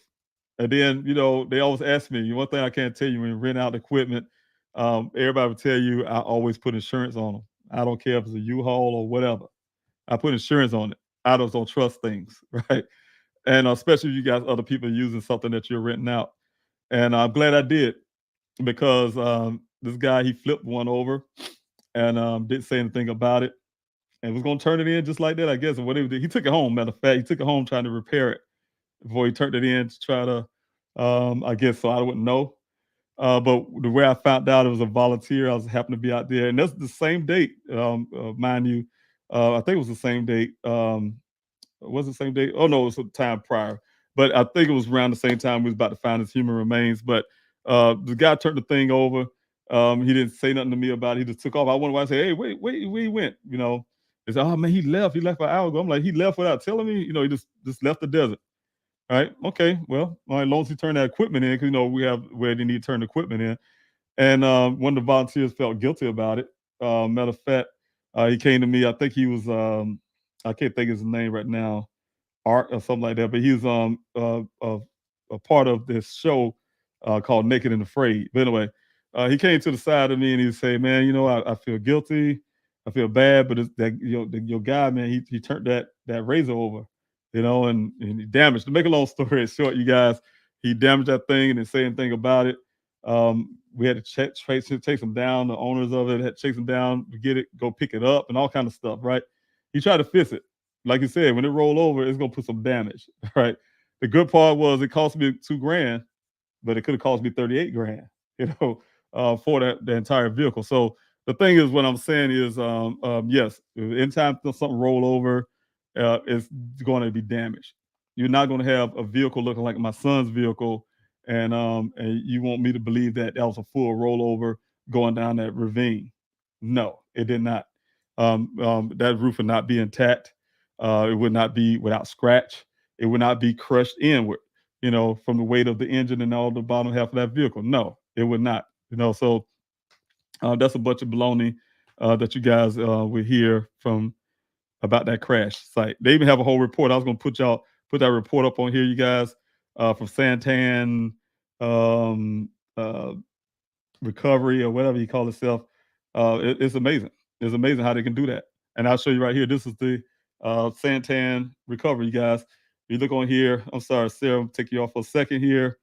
You can see here, he have a whole report. This is a whole report saying that the vehicle rolled over and all this kind of stuff. So you guys look at this from pictures. Now you see these pictures out here. This person that did the report for Buckeye, their private investigator, did this here.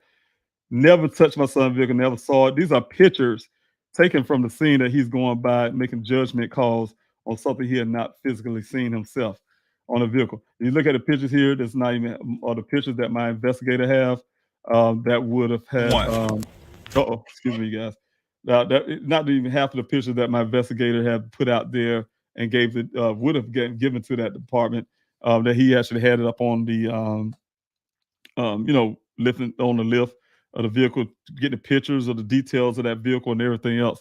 This Santan guy haven't done none of that, but made a full report, as you guys can see, and went to a dealership at that and had some worker instead of going to Bosch or whatever the company name that has to make the Jeep about that discrepancy. But they went to some worker and get his opinion about it and then put it in their report. So, it's a bunch of crazy stuff that happened with them as well.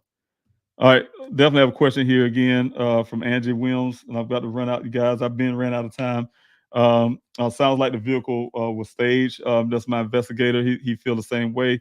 When he assessed the damage and everything else from the scene, yes, it was staged. He says it's a staged event. He felt like it was. I do the same. From our evidence that we have, it's a crime scene.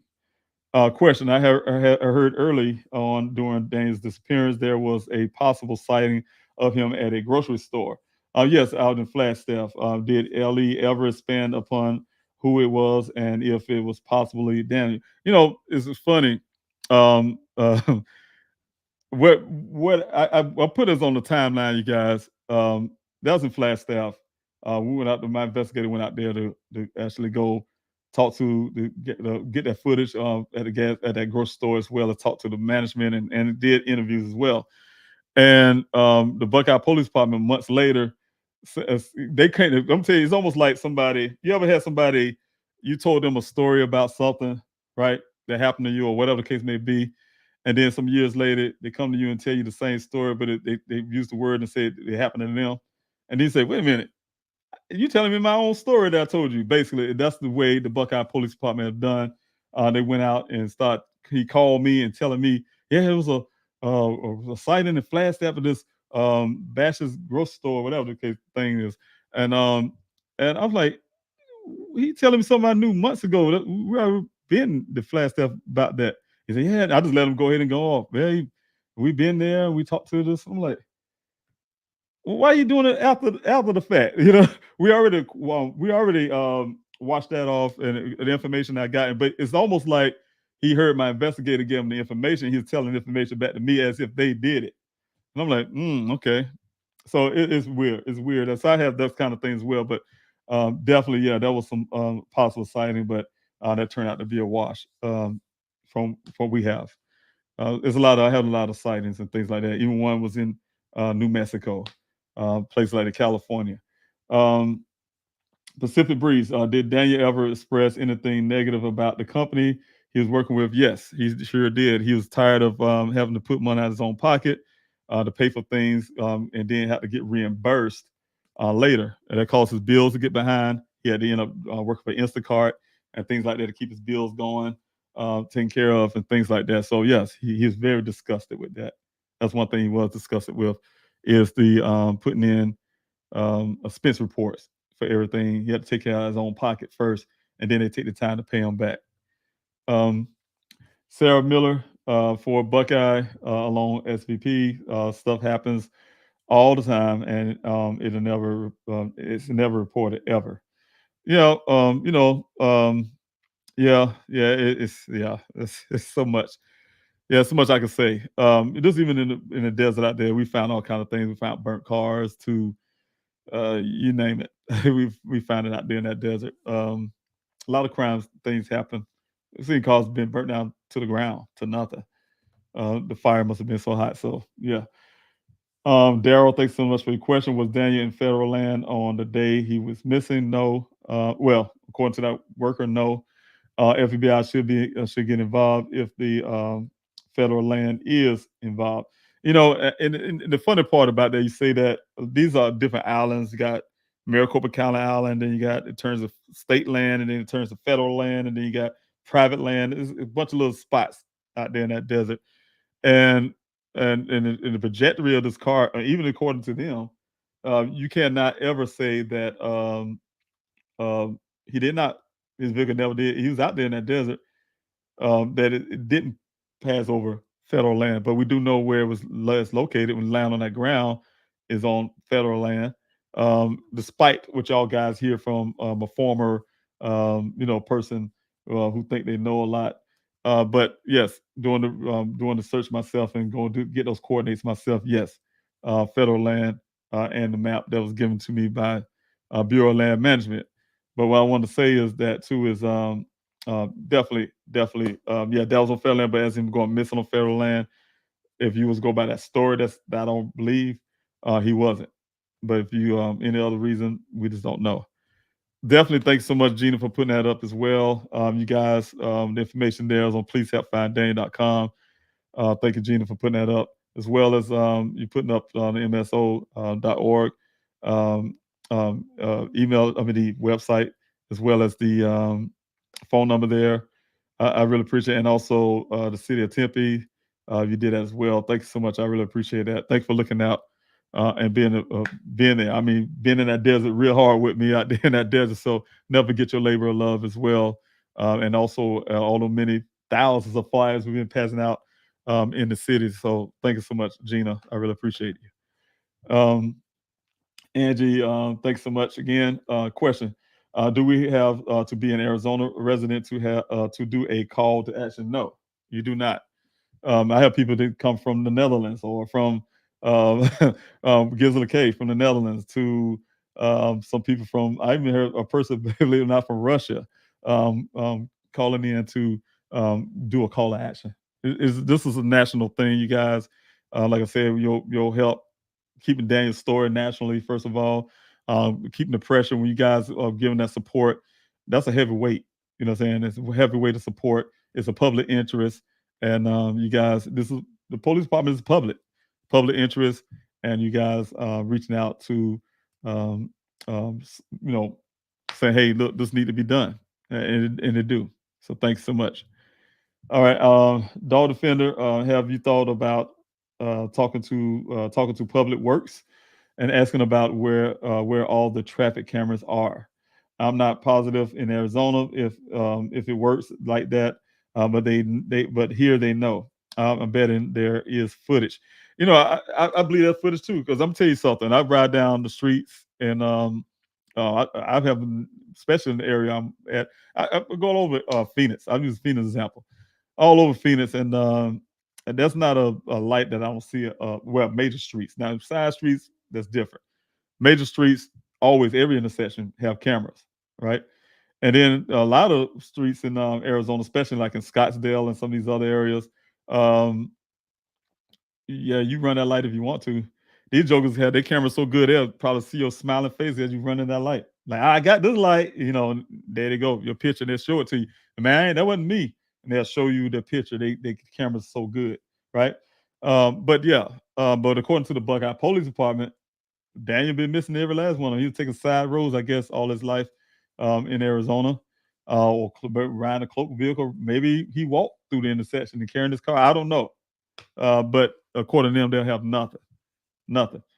So yes, that's where we at on that. Nothing to ever see he ever left his apartment or anything, according to them.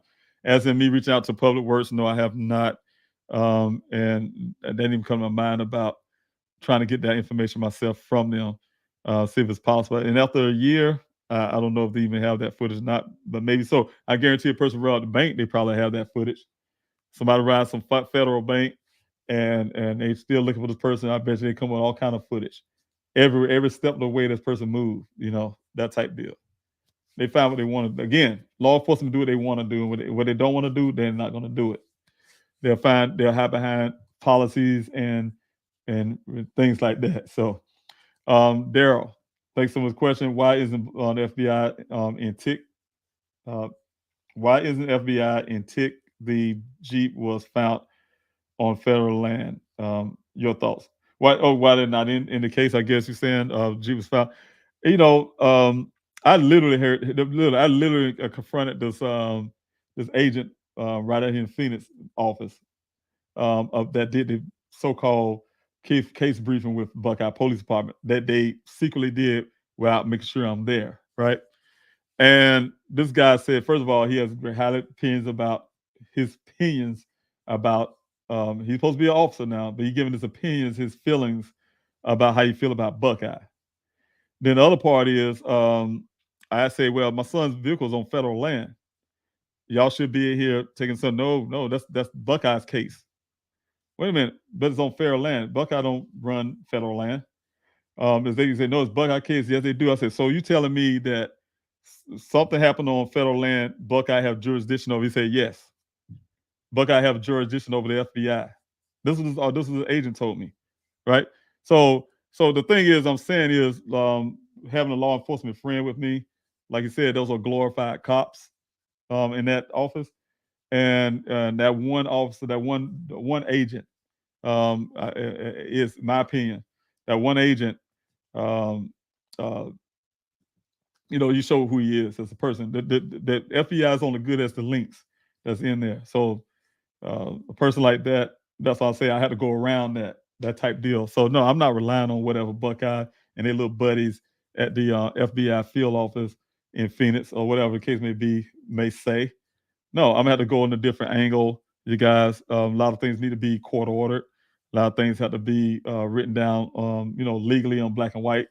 But I also need you guys from that end, as support behind that. That's why I got the petition and all that kind of stuff. So all the stuff is coming together the way it need to come together and the timing. I have some people a little upset with me right now. They think I should be moving faster on certain things.